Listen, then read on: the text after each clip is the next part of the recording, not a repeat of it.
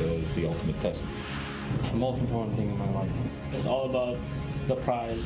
It would be a dream to win TI, to be the best of the best.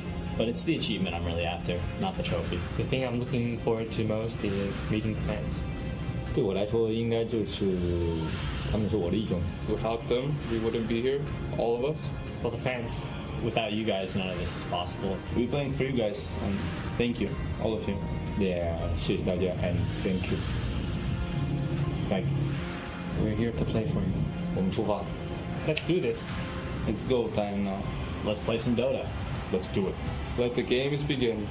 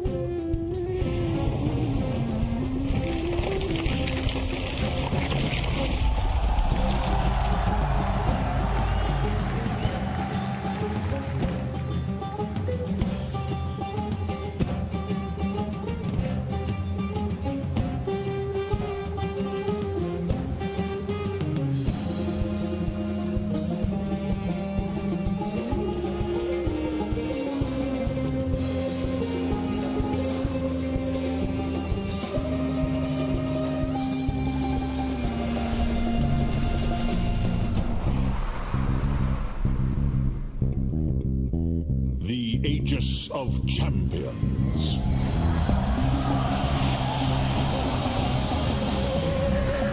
It is an immortal symbol of ultimate triumph. A vessel that bears legends across generations. Dandy! He's gonna jump out! He goes to the dream goal, he gets him! Navi players are dying. GG's gone! IG is your champion! Lions are doing it! Lions wins! TI wins! Here comes the Ice Blast, ready for the dawn!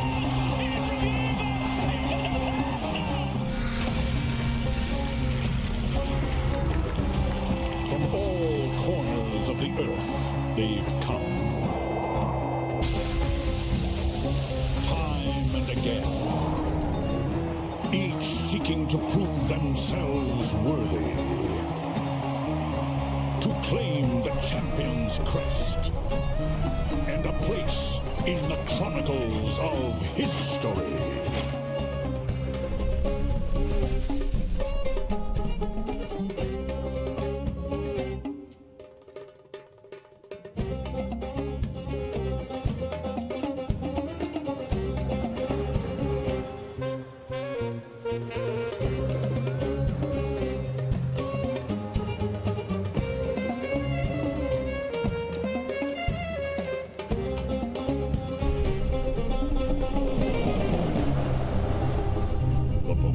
Once again at hand. As veterans and newcomers alike have fought in tournaments around the globe for the chance to wage battle on the world's biggest stage. He jumps in! Where's the Aegis? He snatches it! You thief in the night! Exalted victories. Crushing defeats.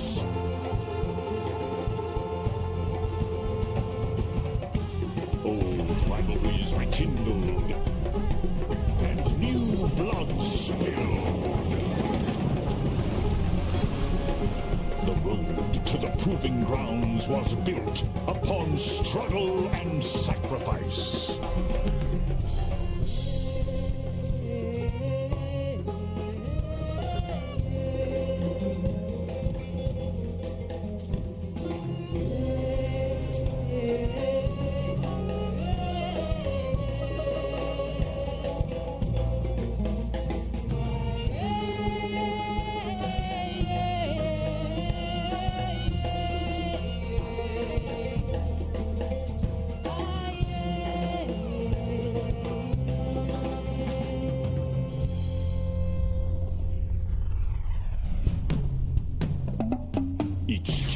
faces insurmountable odds. The impossible! Two-time making winners! You are gone! A single error or one stroke of brilliance might change entire fates, and every step on this journey could be the last. Aspiring champions must steel their resolve and trust that they will be the ones to capture the fire and the glory. That they will be the ones to lift the Aegis of Champions. And before the eyes of the world declare, none shall rise above us now. Welcome to the International. The battle begins.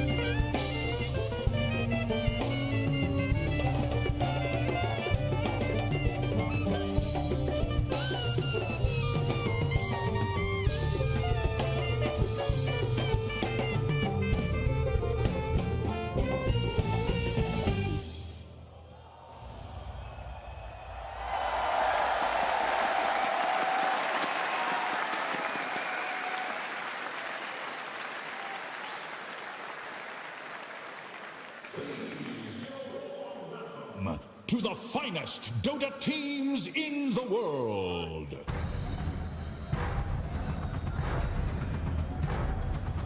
2017 champions, Team Liquid.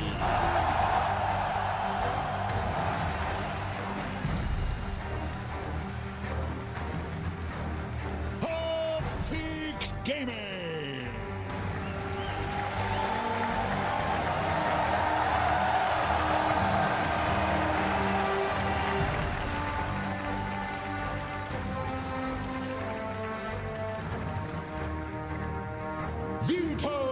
Virtus Pro!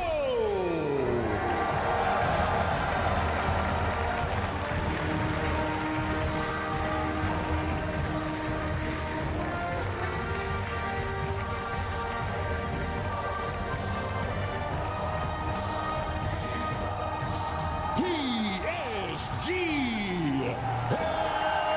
LGD!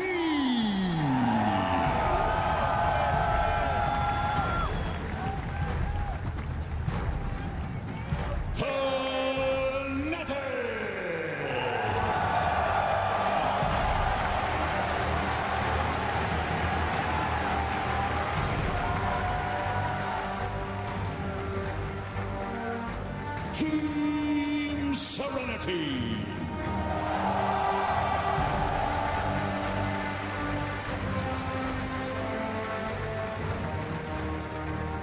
TNC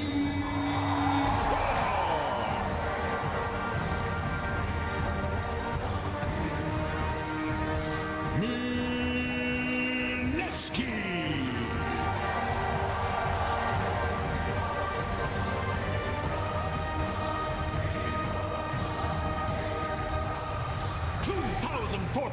Champions,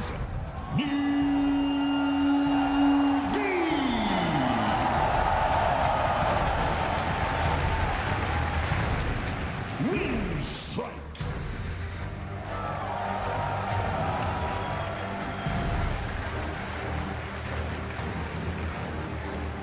VGJ Thunder.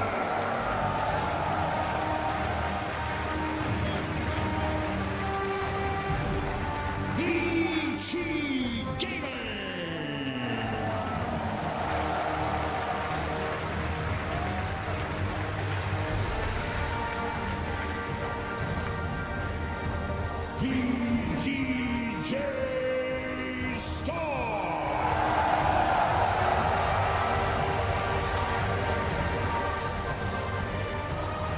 OG.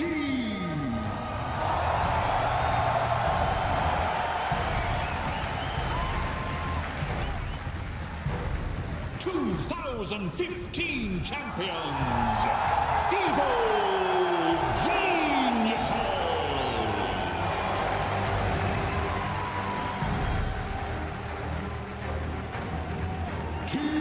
Team Secret.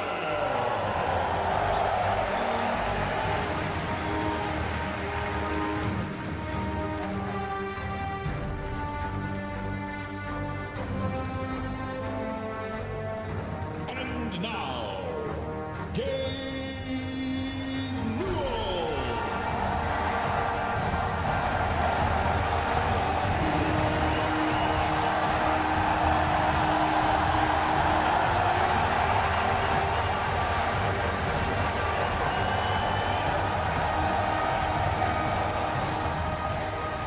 Welcome to the International.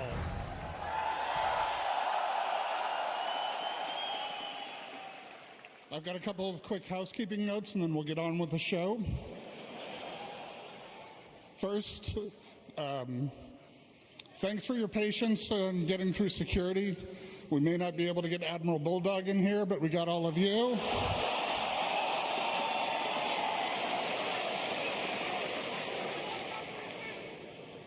You know, I do want to personally thank our Canadian neighbors. Putting on an event like this when you have people coming from 64 different nations is really challenging. So, Lakad Maratag to Canada.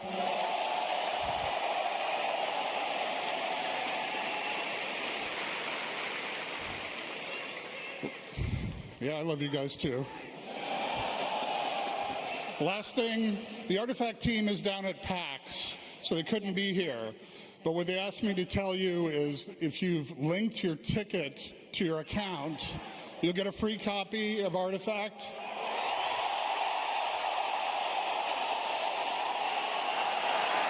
And you're all in the beta starting in October in order to compete in the tournament. So good luck. Everybody enjoy the show. Have a good time.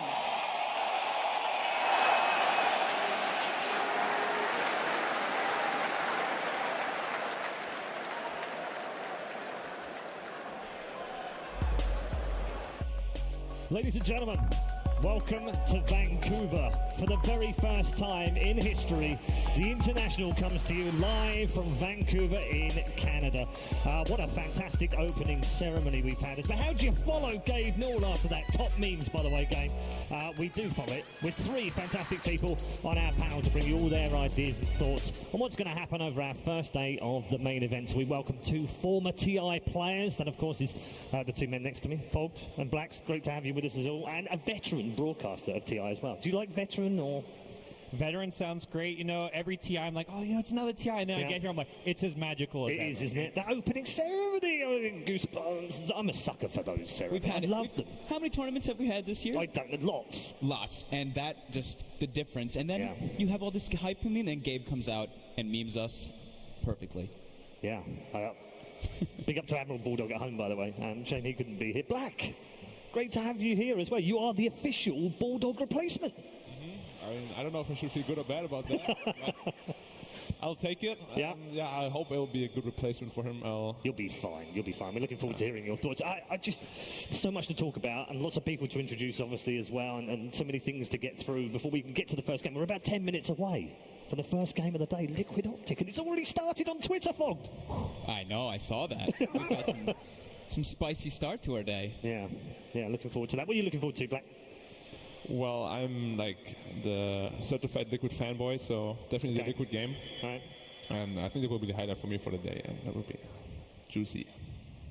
For me, it's got to be the best of ones. Elimination matches. Teams are going home. It's sad, but you know, you don't get the story of TI without a few teams being knocked out. One in particular, the SEA showdown. We got TNC versus Mineski. That's going to be a brutal round one match. Yeah, it is. It's going to be tough. I like the best of ones as well, but I tell you what, they are tough. We do want to hear from you, of course, via all our social media channels. Make sure you're following the Instagram stuff. That will be some stuff on there as well coming along for you, as well as Twitter with the hashtag #TIA. If you're here as well, just tweet pictures, tweet your thoughts, support your teams as well. We'd love to hear from you via those social media channels.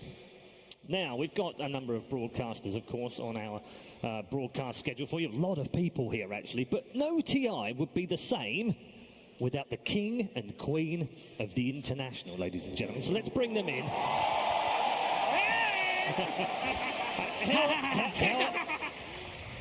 How's it going? I've been bribed into calling him the king or something. I tell you what, though, Casey, you need a proper nickname. I can't just keep calling you. You need a proper game nickname. Well, Slack said he had a couple of ideas. Oh, yeah. You could be KCCCC, KCCNC, KC Lover 69, whatever. Well, okay, that's enough. Okay, all right. Okay. I was thinking in honor of Canada, I could be Casey Looney. Yeah, that's great. Come on, Canada! Come on, Canada! Currency! Don't worry, we've saved our best jokes for later on. Much later. What are you most excited about this week? Oh my God! I'm an artifact, baby! I'm in! This is exciting. Now, we're at Canada's TI. I'm still freaking out over here, but I need some time to calm down. Casey, what are you looking for? Or do you need a slap in the face, maybe? No. No, okay. We'll talk about Save that. for after the show, Casey. Never mind. Lover 69. Dude, that's not my name! It is now. No, it is not. Shut up. Okay. My favorite part was coming in here. We both actually got the chills watching all of the teams come in. I'm gonna seriously. Oh yeah. There's just something about the magnitude, knowing what everybody is here to play for, and then seeing all of you gathered here in one place from all over the world. And everyone watching at home, we're going to do our very best all week to make you feel like you're right here with all of us. We have some great content planned, I think. Oh, yeah. We're going to make you too close to us, if you know what I mean. It's going to be one heck of a TIA, people. Did you take an awkward pill? Like what? Yeah, I sure did, Casey. We'll be right back with you. No. We'll be right back with you. What is that? That's not... I don't know, Casey. Just end the segment. Fine. Can we hear from the fans, please? Back to you, Paul. God help me. You're on your own, Casey. Sorry. He's a law unto himself. What can you say? He doesn't need an awkward pill either. Great from both of you. Again, as I said, great to have them both here as well. Be careful, fans. That's all I'm going to tell you when you're wandering the halls, because you never know when one of those two might jump out on you. They've said, like, the excitement, the build-up. It's not just today, though, is it, Fold? It's 12 months. You've been through this thing. You get in the last TI. You then search for a new team, if you're Fold, obviously. And then you get into a new team, and then it's 11 months of grind to get back again. 11 months. It's been a long year. Yeah. And this year in particular as well, like with the DPC and having all these majors and minors and everything else, 21 tournaments for these players to play through. Yeah, I mean, a lot of these teams attended, like, for my taste, way too many tournaments. Some seemed burned out, skipped a couple of tournaments at the end, but... You've had to manage that, haven't you? All the way through. The teams have had to think about how much have I flown, yeah. Do I need to practice now? And it's been a lot to it. It has a very big impact on you too. If you play too many tournaments, you just can't perform because you're tired. It's just not possible. Yeah. What was your highlight from the season, though, Gods? What stood out? I mean, is there one game, or is there a tournament, or something, or a performance? What stood out? For me, it's the fact that Liquid after winning TI stayed on top. Like, they weren't the best team all year round, but they were consistent. They were top 2, top 3 all the time. They come into TI once again as favorites. That's the first. We never have the TI winning returning team coming in. People expecting them to win, and that's kind of where we're at. Yeah, and they ended the season perfectly with a win at the Super Majors, which they hadn't won, by the way. The only thing they hadn't won was a major outside of their TI. Let's talk group stage. That was a fun 4 days, wasn't it? Group stage was wild. I think we saw a lot of teams show why they're here, of course, but also signs of improvement as the tournament progressed. Because we saw, in particular, Liquid, right off the bat, had a bit of a rough start, and then they showed why they're that dominant team. Why what they did last year happened. Yeah. They were like, okay, we're going to play as many games as possible. We're going to learn. That's the best Liquid that we've seen. Day 2, Black, Optic were bottom of the table. They were 0-4, right? Yeah, they were last in their group, and yet they've made the upper bracket. That's some performance over the last 2 days. Yeah, the absolute last day, I think they went 5-0 to make it to the upper bracket through a tiebreaker as well. That was very, very impressive. Yeah, indeed. All right, we're going to get more from all of our panelists in just a moment, but why don't we show you what the group stage looked like?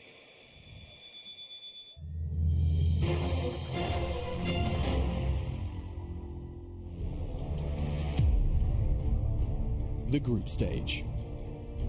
18 teams earned a place in Vancouver for the International, but only 16 are destined to face off on the main stage. The first 2 days of Dota brought many surprises. The battle for the Aegis is on, and it's Matu snatching the Aegis. To 4 black hole on the 4, they caught them all. Everybody's got triple kill. Coming into day 3, the upper bracket spots were still up for grabs, and the battle in pursuit of them was fierce. Could it be a triple rampage? Yes, it could. A triple rampage for Army. You gotta be kidding me. 2 open qualifier teams, Evil Geniuses and VGJ Storm, defied the established order early, seizing control of the groups from the very first day. But only VGJ Storm maintained their lead and guaranteed themselves a spot in the upper bracket by just the end of day 3. Defending champions Team Liquid were the victims of the most lopsided loss seen at the tournament this year. Now the cleanup happens as Liquid lose for 39-1. Have we ever seen Liquid lose a game this badly? But conceding that game seemed to light a fire beneath them, which drove them to a close to flawless run to the top spot. Unprecedented pressure, unforgiving opponents and nerves can often muzzle an otherwise fierce underdog. Day 4 for TI's first Brazilian squad was perhaps where said pressure struck. Behind King RD, he's dead for 40 seconds. Tamo's dead as well. That's going to be the hopes. It's just one after another, and Pain Gaming are going to be eliminated here at the International 2018. CIS qualifiers Winstrike, contrary to their namesake, were left with the threat of elimination resting on their last series of the groups.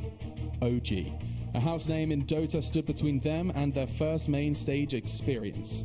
A spectacular performance with their backs against the ropes gave them that chance. They've already taken the fight against OG. Now they come back with a 3-man surprise. OG, what did you expect out of that? A convincing 2-0 tiebreaker over IG cemented it. Optic Gaming was another team who became all too familiar with the perils of the group stage. Stagger, they've got the damage. Pike's going to be no escape. Piker, he's dead for 110 seconds. But an undefeated run on day 4 took them from the fear of elimination to being within arm's reach of the upper bracket. A 3-way tie. Newbie, Secret, and Optic. The idea? 3 best-of-1s between the tied squads. The reality? 2 quick games of Dota that crushed Newbie's chances of another upper bracket run. As the last throne fell, our main event bracket was set. Now each team knows their next opponent, but little else is certain, except that the Aegis of Champions awaits in Rogers Arena.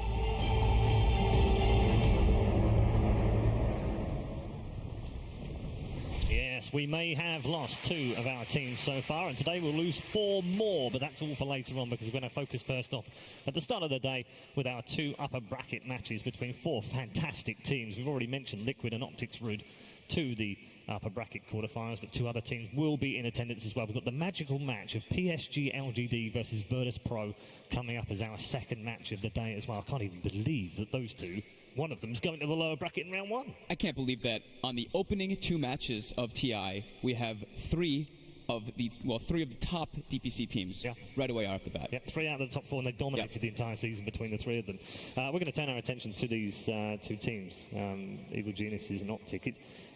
I find it interesting that they picked Optic. Are you on board? Because we should explain as well to those that aren't aware, you were able to pick the team from the lower bracket in the upper bracket of the 3rd, 4th place team with the other group if you won your group, which Liquid then did.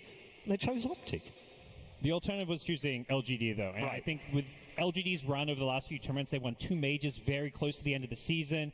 Picking LGD, a very proven team playing in front of a big stage, that's a scary thought. Optic, they've had 1 LAN win at a minor. They're a team not really known for big performances on the big stage, so I think it makes a lot of sense. Okay, but what about Black? The fact that you've got to beat everyone if you want to win the Aegis. Do you not want to get rid of LGD early? If you can beat them early, does that not hurt them a bit more? That's what I was going to get at. I think if you can take out your fiercest competition right from the get-go, I think that could be a very, very big... obviously it's a big gamble, right? They could be the ones... knock you off.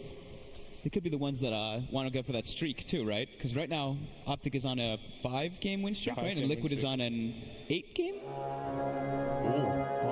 8-game win streak.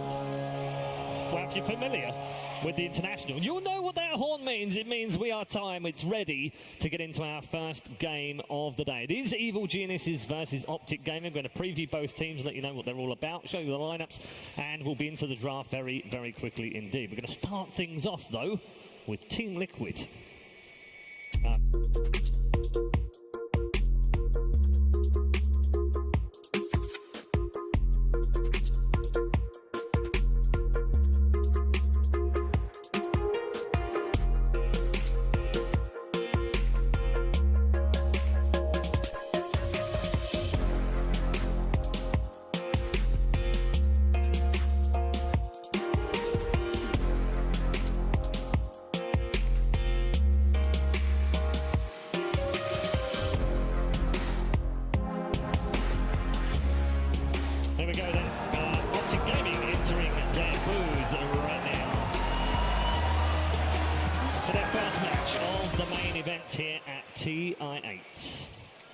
A former winner amongst those teams as well. PPD, one of 11 players here, gents, trying to win a second Aegis. We weren't able to talk about this earlier on, but this is what it's about this next 6 days. It's not just winning the Aegis, not just doing everything, but it's also, you know, who's going to win too, and they have a chance in here.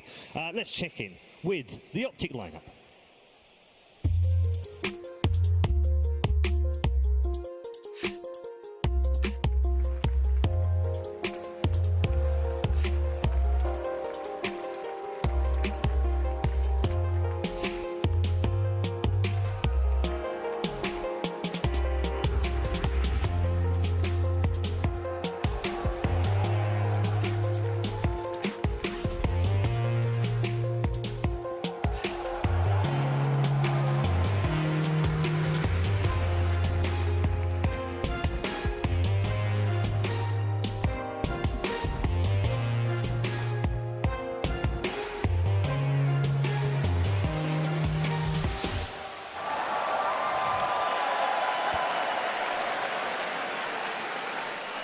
Their opponents, of course, the champions, the defending champions of TI7 is Team Liquid. All-star lineup, champions from last year, looking for a second Aegis as well. Amazing that we've got 6 players, gods, in this match. This first match of the day, 6 of them have already won at the International. Yeah, I think for Optic particularly, you got to look at that guy, PPD, TI5 champion. He's the one that needs to keep everyone calm, lead this team, give them that confidence to take on TI7 champions Liquid, because you got to imagine there's a lot more nerves in their booth than Liquid's. And Black, we were talking about this last night, you and I. You had some interesting opinions about PD. Seems to have this uncanny knack of being able to bring players up and bring them together. Yeah, personally, I feel there's only like a handful of people who can do that in Dota, and PPD is definitely one of them. Like, it doesn't matter who you are, he can make you great. And he makes like every team work. Like, there hasn't been a team that really failed under his leadership, I think. So this guy I think really deserves a lot of credit. Yeah, maybe even Fault could have done well. Yeah. So come on. When he That was too easy. I'm glad we're bringing up right away, though, the captains. Because I know in a lot of matchups, people are talking about, all right, the mid, sure, all these roles are important. But for this one, I do feel like it's a lot of a mind game between Kuro and Peter. Yeah, they are 2 legendary captains. It's going to be interesting to see how they draft against each other as well. There are lots of mind games. I mean, it's already begun on the social media. We've had Liquid. I can't remember the last time Liquid got that feisty on there, but you guarantee Peter's got those draft tweets already, isn't he? If they manage to win here, he's gotten ready.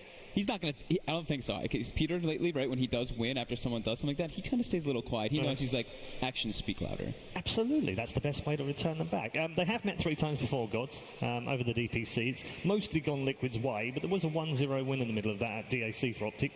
Can we read too much into that, or it's such a different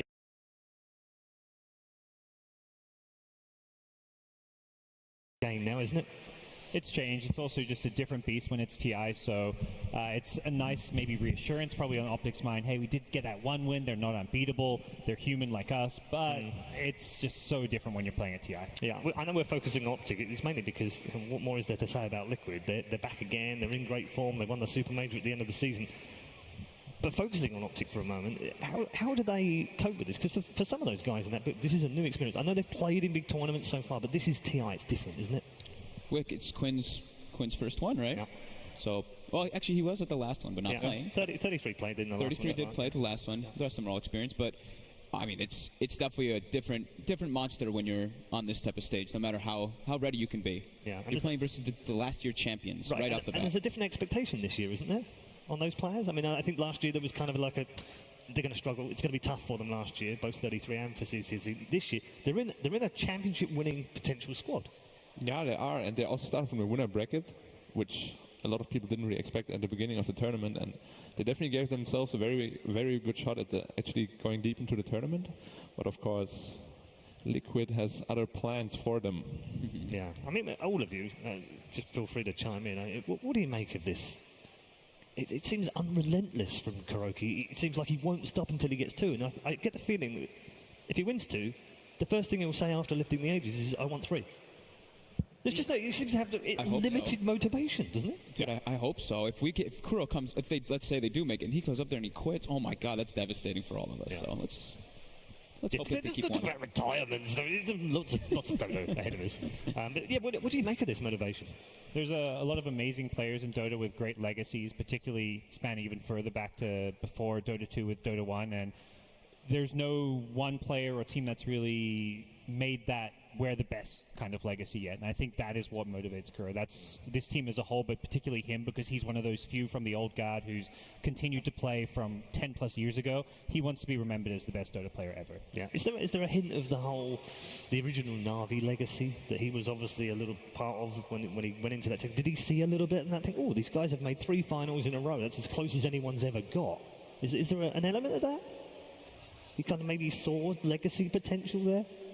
Definitely. I mean, TI is already kind of this legacy thing for Kuro. If he makes it like this, it would brand him as probably the best of all time. And there's definitely this big rivalry, I think, between those big captains, PPD, Puppy, Kuro, some of the Chinese captains like Zhao 8, who's no longer playing, but those guys were always up there, TI after TI, competing in the top 3, top 4. So it's kind of yet to be proven which team and which captain is going to be remembered having won the most TIs. Isn't it crazy, as we wait for the draft, by the way, isn't it crazy, Black, that we're in the 8th international, 35 different players have won the ages, and 7 different organisations. Also, if it carries on this year the way it has done in the past, it's an even year, and it's the 8th year, by the way, which is very lucky in China. And therefore, it's a Chinese team that wins this year who has no players that have ever won before and not an organ. Well, LGD win this, don't they? LGD, or everyone else can go home. What about Serenity?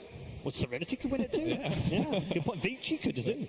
I mean, there's a lot of teams that could potentially win it for the first time. Even VP, favorites for a lot of people. If they were to win it, they would be the first timers as well. But of course, it would break the curse or whatever people want to call it. Yeah, I think their turn's next year if it follows round, isn't it? Because Na'Vi won obviously all the way back, so it goes CIS, North America, Europe, CIS, North America. So yes, it's their turn next time, right? Should be. Yep. I don't know if we can cope with all these memes and curses and streaks. They can't either, right? VP's been dominant throughout the whole year. Yeah, they've been fantastic, haven't they? LGD, though, great end to the season. They've got a genuine shot, Black, haven't they? Yeah, I mean, when did they start? Like 3 months before the season ended? They started, and suddenly they ended up like top 3 of the season. It was insane. They just got second tournament after tournament. They won a lot of tournaments. It was an unprecedented run. Yeah. What was the difference for them? What changed? They shook things up a bit. It was the roster change, really. Like they brought in X-Nova, they brought in Chalice, they brought in some young blood, and those guys just, I think, had this drive, this motivation just to win and prove themselves. They worked well. The team just meshed better around FY as a captain, and that's all you sometimes need is just a fresh perspective. That's what I was going to point out is the FY factor, is that he was playing off lane and then he got swapped to support, so he could do his captaining role from the proper one. I mean, he's a support. I mean, he's a godlike support. He's a legendary. Exactly. What is he doing in the off lane? FY off lane is we just want to forget that. Don't forget that. Yeah. He wasn't bad by any means, but it's not him. No, it's not what he does. Yeah. Let's talk heroes, because as I said, we're moving towards the draft, just waiting for the players to get ready in both of these 2 booths. Surprises, gods, from when we kind of came in, we kind of went, we don't really know what the meta's going to be. We've had a 2-month break. There's not really been that much action. It'd be interesting to see what all the teams brought. I think the one thing that we found out is that all of the teams value Enchantress. Yeah, Enchantress super high. There was quite a lot of new niche picks that came out. The Wraith King, alongside that, Ursus, Clinxes, heroes you haven't really seen throughout the entire DPC season. It's just suddenly a whole new kind of meta of its own here at TI. It's like a matchmaking meta, right? Yeah, a lot of it came from the pub play before TI. There was like a very long break, and obviously all of these guys, they play a lot of matchmaking. And like these Rave Kings, these Klinkses, they all got first picked in matchmaking all the time, and I think that's where like all these picks are coming from right now. I think it's pretty cool that this year it feels different for me, because in the other years I felt like we started to learn after like 2 or 3 days, right? We started to get this establishment of the meta, whatever you want to call it. But this year, these teams are all practicing here for quite a long time. So right off the bat, first game, we're like, Venge first pick. And we're all looking at each other like, all right, well, the rumors are true. I guess there is its own established meta already. Yeah, I want to bring that up, actually.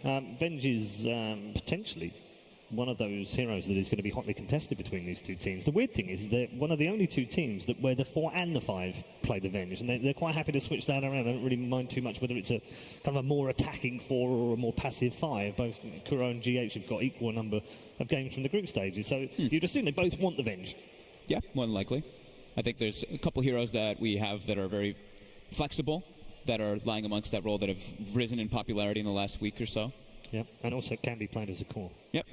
That goes back to what we were talking about. I think right at the very beginning of the DPC season, Black, was that flexible first 2 picks are preferred. They like those things that can be switched in and out of a core. Yeah. Is it a core? Is it a 4? Is it a 5? They like those kind of picks. I mean, Venge is probably not as good as the core anymore because they nerfed the talents, which were really good for a core before, and now they're more like they fit a support role better. Yeah. So we will probably see it as a 4 or 5, and then like leave the core picks for like later in the draft. We do see people vary, right? Like I think that's why, for me, I saw the rise of all these heroes. It's like the Mirana, the Wraith King, the Venge, is because you pick these early on, and someone counterpicks you, and you're like, all right, well, Mirana, your support, whatever. You just relegate it to whatever you feel needed for the draft.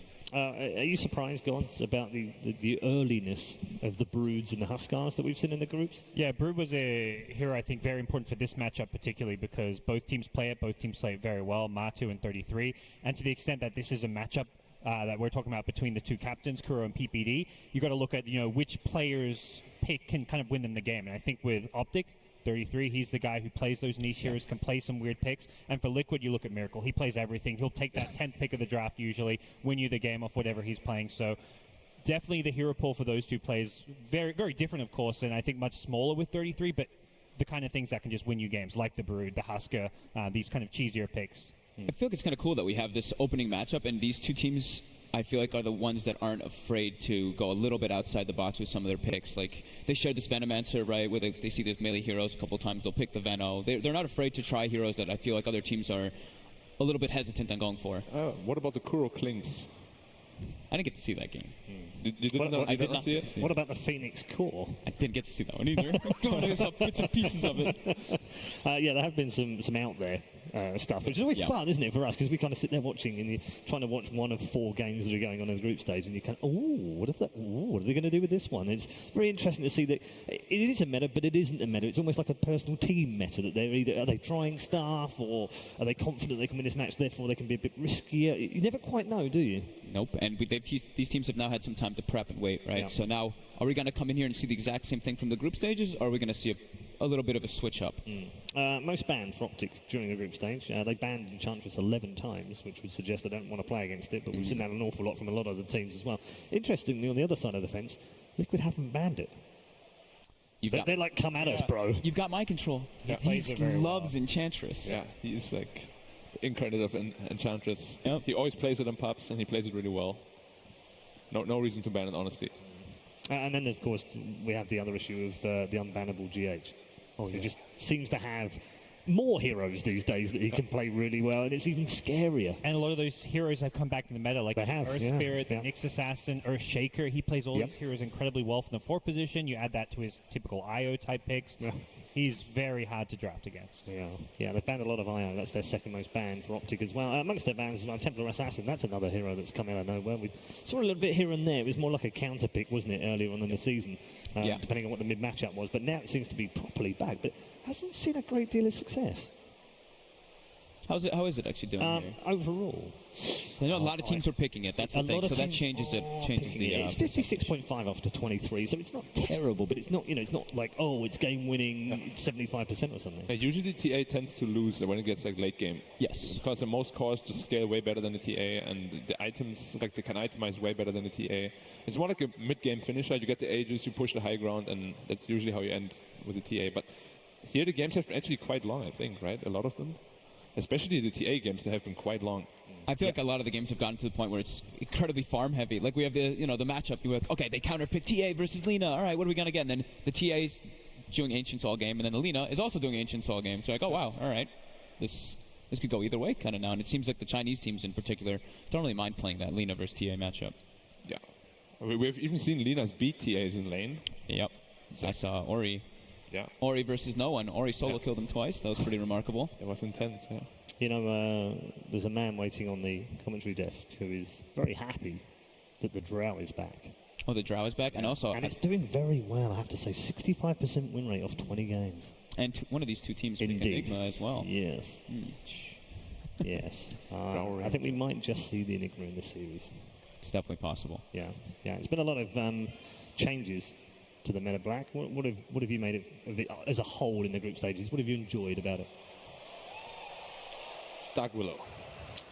Dark Willow is one of those that's kind of gone in and out of the meta, and it is in this particular game as we welcome you to draft number 1 of Optic Gaming versus Team Liquid, the defending champions, going head-to-head with a team who narrowly missed out on claiming a top 8 place in the regular season. They finished 9th overall and are captained by former champion PPD. But look at the Liquid ban. They banned Enchantress. They did. Which we talked about. They hadn't banned, so they were mildly worried about it. And the other two heroes, the Venge and the Marauder are taken out, and there's the Drow Ranger taken out too. So Optic, they took the IO first pick, right? And Liquid responded with Wraith King and Willow. And that's another block pick as well, isn't it? The IO, obviously, GH. Yeah, you don't want to give it to GH. You have to first pick this hero. If you're leaving it in the pool, you have to first pick it. Yeah. It's just a given. And I think the Weaver pick is kind of neat to me, because I think we've seen IO openers followed by Gyrocopter every time in this tournament, right? Yeah. So that one I feel is a little bit of a change-up. Also, Weaver, though, is really strong against IO as well. Yes. Like, I don't know if Liquid ran Weaver yet, but they definitely can if they wanted to, and it's really strong against IO. Yeah, we've been seeing a bunch of teams do that hero versus IO for sure. Except for Reno to play against the low armor. Low armor. You can't really catch him ever. Disable. It's very hard. So the Weaver versus the Wraith King, you can go for your mana break talent or you go for Diffusal. Very good versus the Wraith King. The bugs as well versus Willow, right? You can't actually remove the bug even if you go in your Shadow Realm. You can even stack both, right? Like Diffu and the Talon. Yeah, you can take both. I feel like not enough teams are drafting these mana burn heroes against Wraith King, because the whole idea of this 3-position Wraith King is that you're just a frontliner that no one wants to go on. Yeah. You reincarnate, and no one's really picking enough Weavers and PLs to counter it. It's a brood ban, right? Yeah, it's a brood ban. Yeah. We expect gyro ban. They still take out the gyro just in case. I think I like that a lot, because the Weaver, it's not one that it's going to be paired, like Pycat's playing it or something. No, there's still the variety that they can put in multiple different roles. A gyro solo mid with an IO follow-up can be so devastating. Yep. Most heroes actually just die to it. Like they tower dive you and you can't do anything about it. I even saw some games where like LGD would pick 3 cores and then they have the gyro and they're like, all right, well, gyro's going to be the offlaner because he's actually not really the most important. He'll get to that point anyway. Yeah, he just takes on more like a team fighty role rather than a carry. Exactly. So this Weaver is the 4th. Yeah, that's to solve the versus that minus armor and the tether, right? So that can be pretty cool. This Lich pickup. I love Lich. Like in this lane meta right now, I think Lich is really, really strong and a bit underused for me even. The team that showed that Serenity, they were picking it all the time in the group stage and had some great wins with the hero. They ended with it 2 times in a row, right? I think they picked it in 2 of their last few games. 10 seconds remaining. I mean Lich just makes your hero so tanky. Like everybody that hits you gets slowed, and then you get a free plate mail. So they played this Weaver 3 times, Optic during the group stage, 1 or 3. Okay. Did they pick it that early too? Because the second Weaver is quite early. It is quite early. It has been getting banned a lot, though. Yeah, it's been banned out in the second phase as well. So Liquid know they're going to play it. They wanted to play it. I think it would have been a second phase ban here, wouldn't it, Gods? I think so. I think Weaver is one of those heroes that's looking like it's just a stable core you can pick in the first stage because it is flexible with the lane. It's kind of similar to Murano, where it's a strong laner, goes in kind of anywhere, and just fits most drafts. Yeah, weirdly, Optic haven't played it out in the off lane just yet. But sorry, Optic haven't played it in the off lane. Liquid have. Liquid have. Yeah, Liquid have. Yeah. Have they played it mid yet, Optic? Or was it only VP? VP definitely played it mid, I know that. I saw no one playing it once, yeah. No one played it once. Honestly, mid Weaver is really strong. You get like every rune. Yeah, Miracle played it once as well. And in the mid as well? Okay. Yeah, that's like a Dota 1 throwback, right? Yeah. I feel like people used to do that a lot in Dota 1. Yeah, Bottle with Weaver. Liquid's Tiny. Liquid has not lost to Tiny. Ever. in this tournament. All I'm not sure about ever. Ever. Yeah, not quite yet though in this tournament. I think I don't know. We'll probably hear about it from a certain person later, but they have quite a lot of wins versus this one. Could you elaborate? Could you elaborate, sir? I'm sure he will.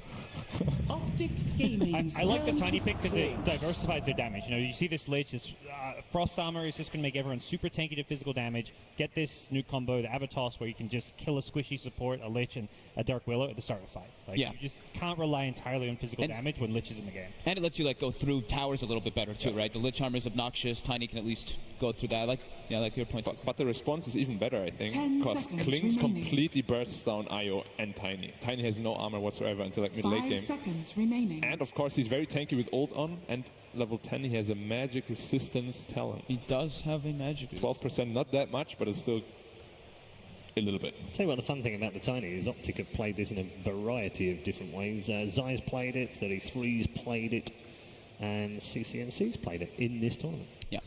I had a really remarkable game that we got to cover with Owen where Zai was playing the Tiny, and he won them the game in the first 6 minutes or so just by his rotations. So if it is going to be that. Is that where he switches with 33 and 33 becomes more of a 4?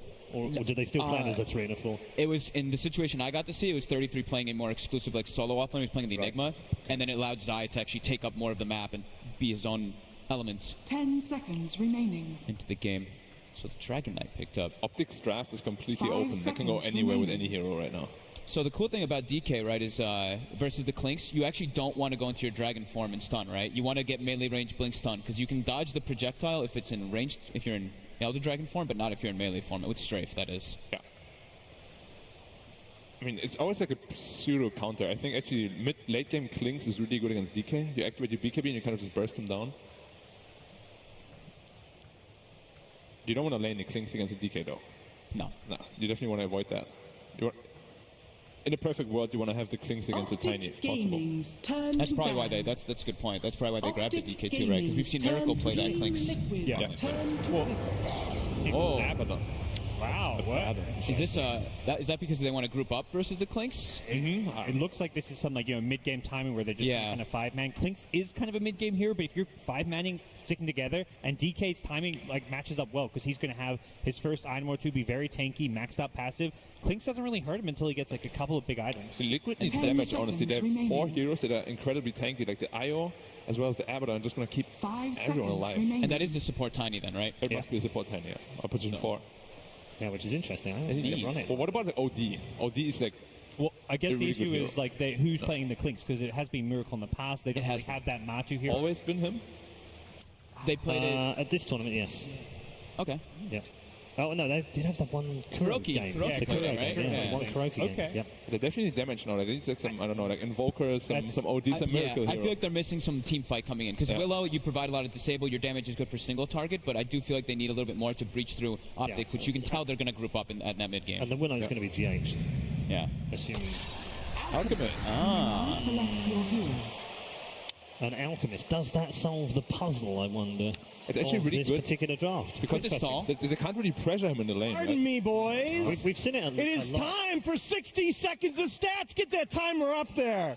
Watch Miracle in this match. He is the only player to average 10 or more kills per game in the history of the International. We got a little bit of a mix-up here on the side of Liquid. Not sure where he's going to be, but he is going to light the world on fire on the side of Optic. 33 has to be the X factor for them in this series. In their last 29 games, dating back to the Summit 9, they are 0-13 when he has more deaths than kills. They are 13-3 when he has more kills than deaths. They are going to need to hold up with 33 in his lane if the green wall is going to stand up to the assault of the defending champs. But guys, let's get this TI8 main event party started. We've got 2 great captains fighting to be the first ever to lift the Aegis twice. Dota 2 fans, put your hands together. Here are Toby 1 and Cinderin. Thank you. Thank you very much, Nahaz. I couldn't have said it any better, except I could have said it without statistics. I'm Toby 1 here with Cinder, and I'm looking forward to a terrific matchup. As Nahaz was saying, captain versus captain, 2 TI winning captains. what a great way to start TIA. Yeah, there's bound to be a lot of surprises, I think, in this series when PPD comes in and plays against a team that he has studied a lot and obviously knows very well from past experience. Yeah. You're going to see some curveballs, and I feel like we've already got the first one coming our way here. I do believe it is indeed a position 5 Abaddon. This is something I think we haven't seen the whole tournament. There's a lot of surprise coming into this for me, honestly. This hero has more or less been completely absent the whole tournament. I believe Abaddon has been picked less than a handful of times. I think personally I saw it maybe one game in the whole group stage. So a very rare pick that PPD has pulled out for this game.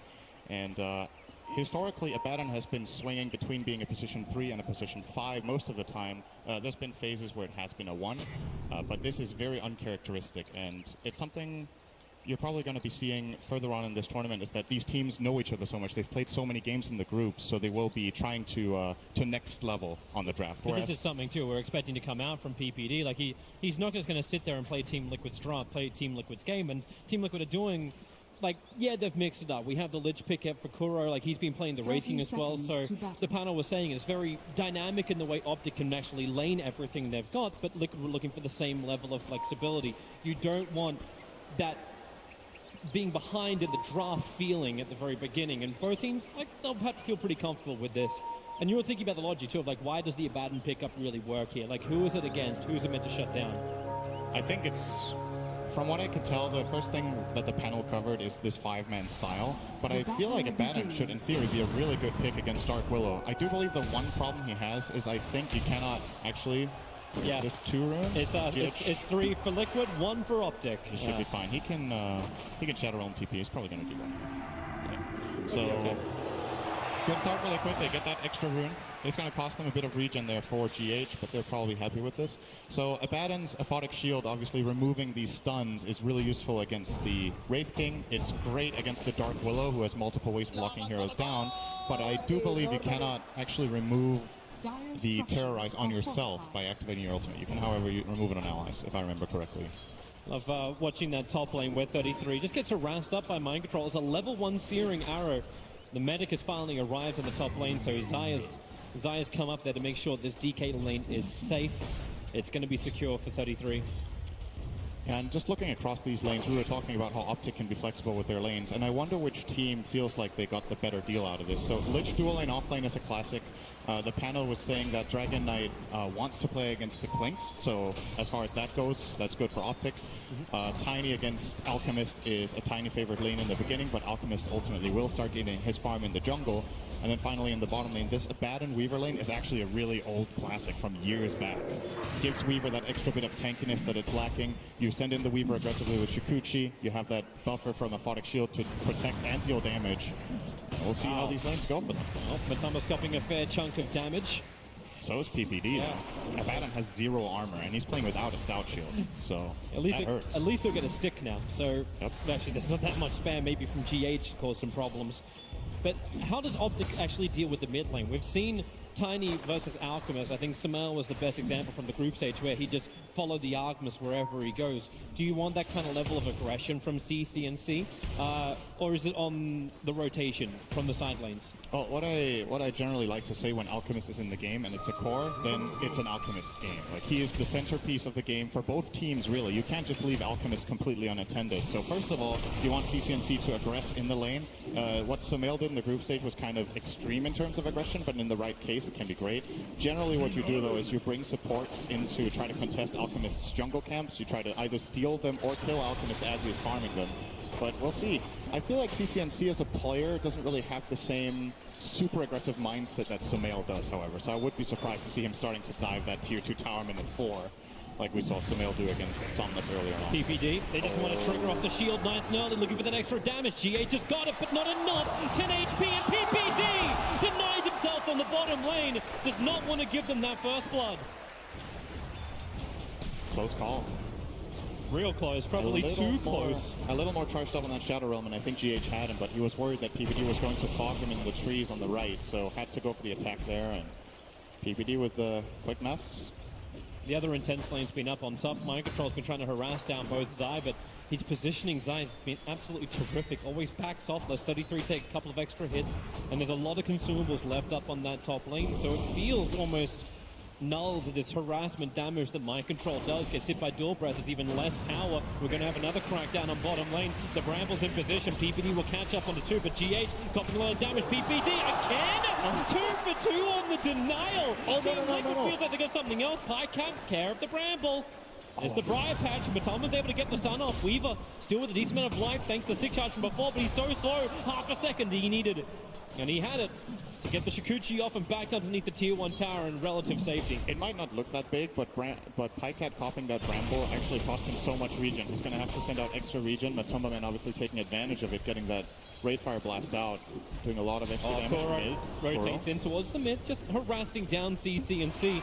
They'll burn the salve and they'll back out, but huge thing as well is like GH has had to walk all the way back to base. It's been the long walk of shame before he can return to the lane.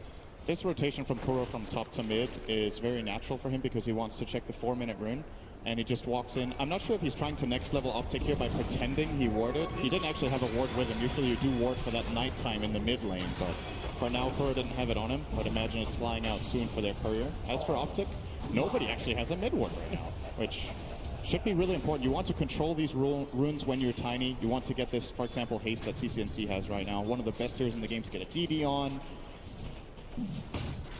Yeah, instead they got the ward down and bottom top lane. Harassment pretty heavily into Mind Control. He's got the skeleton walk, so backs off. They're looking towards Zai and Kuro. He wants to land the Frost Blast. Got off cooldown right now. Pops it onto Zai, but Mind Control is the 5-minute bounty runes as well.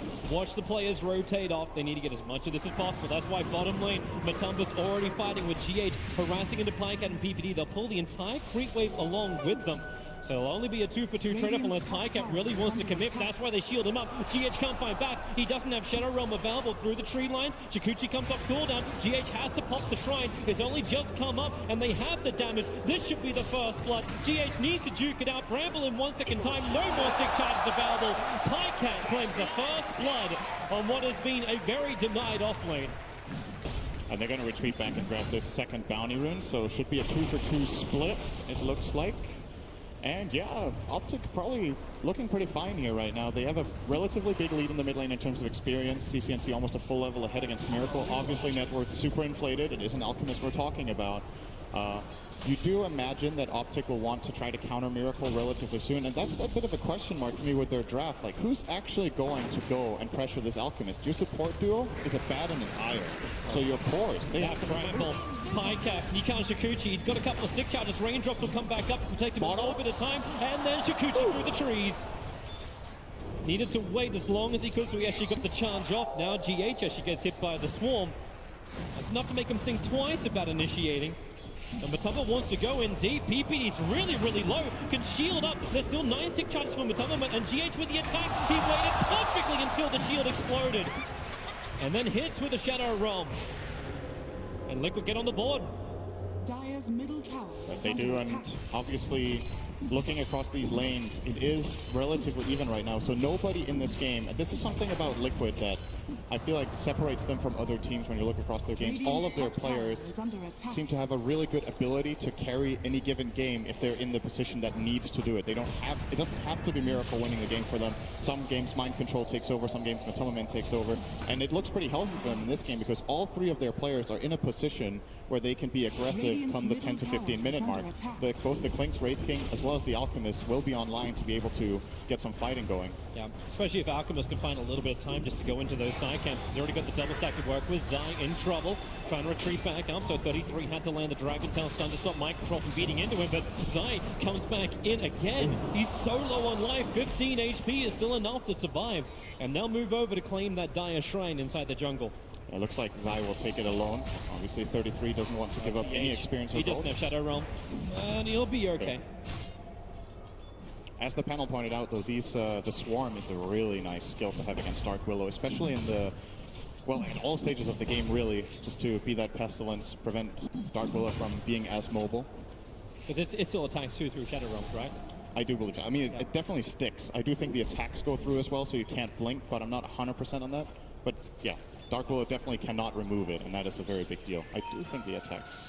Yeah, I'm fairly certain. I heard Fog during the group stage, and he's always a good, reliable source. Yeah.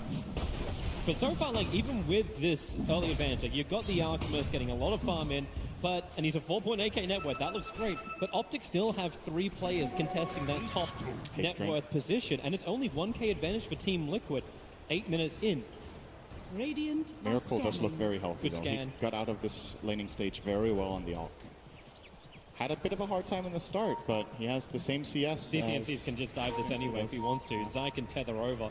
He just needs to find where Miracle where he is. is. Sees him in the tree line, but CCNC's haste room wears off at the wrong time for him. Very good awareness. Bottom lane, Matumba, not level. Actually, he is level 6, does not level up Reincarnation. He went 3-1-2. So no second life for him. I think even if he had it there, he didn't have the mana. But. Yeah, nice kill. Grab for Optic. In the mid lane, CCNC putting some pressure onto Miracle, forcing out that chemical rage. So we'll give a short moment of opportunity to maybe try to go for a kill later on. GH is looking to move up and change the balance of this top lane. Zai may not be ready for it. The Bramble throws down. Zai navigates it absolutely perfectly. CCNC's in the name, but the damage onto Zai will be enough. Mind Control finds the kill as the clinks with the Searing Arrow. And maybe now full retreat. With CCNC arriving in the lane, this is not where Liquid want to be, but they've managed to split all 3 ways, and they're back out to safety. And in the meantime, this is a free mid lane for the Alchemist. Miracle very happy to see this rotation off from the Tiny. He's going to make the most of it, actually claiming half his tower already. Well, Zai tries to TP in to take the creep wave off the tower. And CCNC does return, so Alchemist is happy with this, back into jungle farming. Highcat on Matumba bottom. Bounty runes are about to spawn, so both of them want to be in range to contest. Oh, Highcat misclicked! Oh, he wanted to grab the rune! He's in real trouble. Without that rune, he can't! Oh, that's a blunder. middle tower is under attack. That is a blunder. That was 100% unintentional. He wanted to click the rune, ended up clicking the Wraith King. Does not have mana for time lapse. And Matumba grabbing a nice free kill for himself there. Those kills are big. It's core on core solo kill, so a lot of gold. He claims all of the kill gold as well as the AoE gold on that one, 355. And now you're starting to really move up in the world of net worth. 3,000 the advantage for Team Liquid. More space for Matumba on bottom because everyone's gone. The rotation in towards mid to help out CCNC comes up for nothing. In fact, Miracle just farms the lane, then moves back to the jungle. And he's already got himself a double stack in there ready to farm up. This is very problematic for Optic. This Alchemist last pick is working out very, very well for them. I imagine the way Liquid planned this when they went for this last pick was that they looked at, yes, we will be facing a Tiny. However, can they actually invade us very easily? Since none of the supports have significant damage or lockdown, they probably felt like even with a slightly losing lane matchup, Miracle will be free to farm for these next 5 minutes and get a lot of items. Who's going to gank him? Your Dragon Knight going to come over there? Maybe Tiny and Weaver together could combine, but... They have the opportunity at least because he's going for a straight Radiance build. So that Radiance should be up by the 13-minute mark. Matumba in real trouble on bottom still. Doesn't level up that Reincarnation. Now he does. He's got the mana available for it. And a pretty damn big army. They slow him down. Kuro will TP in over. Pinecat made his break to the tree line. And they've got help. CCNC is in the neighborhood. And now, well, with a Kuro Lich ulti bounces up to PPD. He will die as well. It reaches far enough. And with a curse around, CCNC's having a hard time getting away from Matumba. Just slowed up. GH can no longer help. Pinecat was too much on him, so Ishikuchi's down with the trees. But GH, he jukes it out, goes to the right side. Pinecat still got another chance because the swarm flies through. It doesn't latch on GH, however, so Ishikuchi's down. There's a curse crown to keep the stun going. Pinecat time lapses off before the damage can arrive, and with the bedlam out from GH, Pinecat just has to Ishikuchi himself away to the other side of the creep wave to safety. Maybe not all the way. Matumba wants to hit him a couple of times, but he is in relative safety. Maybe with CCNC arriving, Avalanche is going to arrive with the top, Pinecat and PPD. All 3 combine together to bring down Matumba. But look at the space. 12 GH as well. Minute Radiance. He relocated in behind, almost to the tier 2 tower, looking for the retreating GH. Optic need to... They just need to up the pace here. They can't keep playing at this pace. Miracle's getting way too much. You see him already showing up with this Radiance. This has got to be... There's also the mental aspect of this, right? You're playing on a big stage. You're playing an important game, and you see a 12-minute Radiance on Alchemist. Yeah. You need to start game planning now. Like, okay, this is a problem. Like, what is our solution? And I think if you just play slow, go for a couple of lane picks here and there, and just let Miracle farm, this game only ends one way. Alchemist has played so many games like this. And you look at the late game counters, which is another thing. Like sometimes, yeah, you can give Alchemist a bit of space. You know, it's all right. We've got some of those late game carries that are really good against Alchemist. And this game is like nobody who's going to kill this guy. Yeah. If they had that late game answer, then yeah, maybe this would be a better position. They could just continue to do what they're doing, which is hunt everybody else. Zai's in trouble. Just came up for a little bit of a ward mission. And Matumba as well as GHS lock in control. PPD, tether away. Zai wants to survive. The Curse Crown's still going to connect. And Kuro will pop him. Just letting that Chain Frost go. Very liberal with it. Matumba's not done. Blinks forward towards Abaddon, but he's done. Borrowed time is available for Abaddon. He was hoping to proc that, but just didn't get under the damage threshold of 400, so TPD will have that available. I believe we're looking at a smoke here. I think they want to go and make a move on the Alchemists. Exactly what's happening. Can't keep waiting. They do have a good aggressive ward, so this is the Weaver as well as Tiny combining. You know what? I'm not. Okay, is this enough? That's what I'm wondering. He has stick charges. He has strength treads on. They don't even have a slow. They don't have a control. It's like CC&C has hit the Avalanche and toss Miracle. He stuck around long enough to actually come in range of that high ground, but Chemical Rage starts to wear off, but GH and Kuro nearby. They're there to support him. PPD caught inside the bramble, but he'll be fine. 33, he's actually hiding in the middle of like the entire lane. As Mind Control and Matumba were looking for a kill on him, but that early I don't Shadow Amulet's going to allow him to survive, and yeah, that wasn't intentional. Radiant's bottom tower is under attack. I don't think Liquid saw it, but if they did, PPD is a very easy grab right now for 50 seconds. No borrowed time on him. 33 TP down to the bottom lane. Optic want to change the point of attack. They want to try and find Matumba, and man, he blinks over the swarm. Pycat saw him go. They'll create a small little army.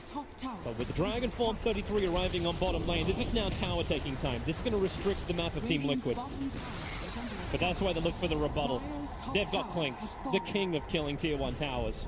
Yeah, Mind Control's just having a blast, honestly. He hasn't really had to move much. He's got a higher net worth than any of the Optic players. Matumba went for the bounty rune. This is going to cost him. Pick him up, throw him down. Matumba did not have reincarnation mana. It was off cooldown. Yeah, I think he purposefully didn't get enough mana there. He could have sticked to have it, but he didn't want to die twice. So now he at least has his ultimate when he comes alive. He knew he was way out of position there. Getting the bounty rune is still a huge win, though. He is on the Alchemist team, so even sacrificing a core to get a bounty rune or two can be worth it. 33 is using the end of his Dragon Form to try and force in the mid lane, but CC&C attacked up by GH with the Bedlam. He'll go back in towards Roshan. Thinks about the Terrorize, but he's buying time. Alchemist, Concoction, doesn't want it. Actually blinks away before throwing, and that means CC&C. Oh no! He thought GH was going to walk up the ramp. Dire's structures are fortified. Oops. Mid lane pressure. Acid Spray will slow this down. Fortification going to do the same type of thing. Kuro, the Chain Frost, it bounces out, and it just continues to work with the catapult against CNC, but he's tanky enough, is he? Not for Concoction. Zai is doing the best he can to keep him alive, but now gets caught in the bramble. It caught 2 heroes. Now the TP out from 33. He'll have the time because there's no more stuns available. So Tiny as well as Io will pop, borrowed time. PPD's got it, 2 seconds until shield's up, and he doesn't have that time. Pycat does the best he can to keep the mid lane continuously pushing in towards that tier 1 tower. 68 HP, that's worth a denial. I love this build from Miracle, by the way. We haven't really talked about this Blink Dagger on Alchemist. You did point out he blinked backwards once. Most of the time when Alchemist has a good start, we see them going for this very snowbally approach where you get the Radiance, then you get your next items such as Manta.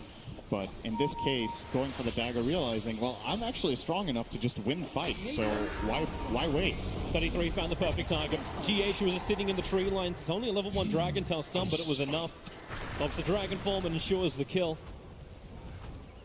And it's at this point you look to Optic and you look at, okay, what's our solution for Alchemist? Can anybody get a Spirit Vessel here? Io has the urn, but looks to be planning for a Glimmer Cape.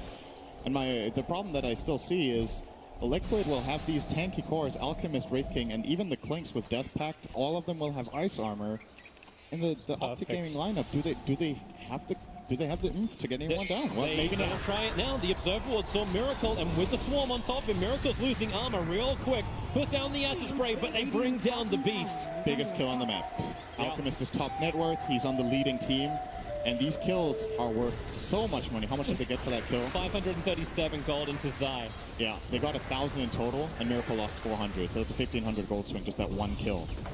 And you want to look for that Alchemist. It's the Diffusal reveal from the Weaver that gets the job done. GH and Mind Control looking to wrap around the bottom. They don't have Bramble available at the moment, so finding a kill is difficult, and you're fairly certain Zai wants to do a relocate gank onto somebody.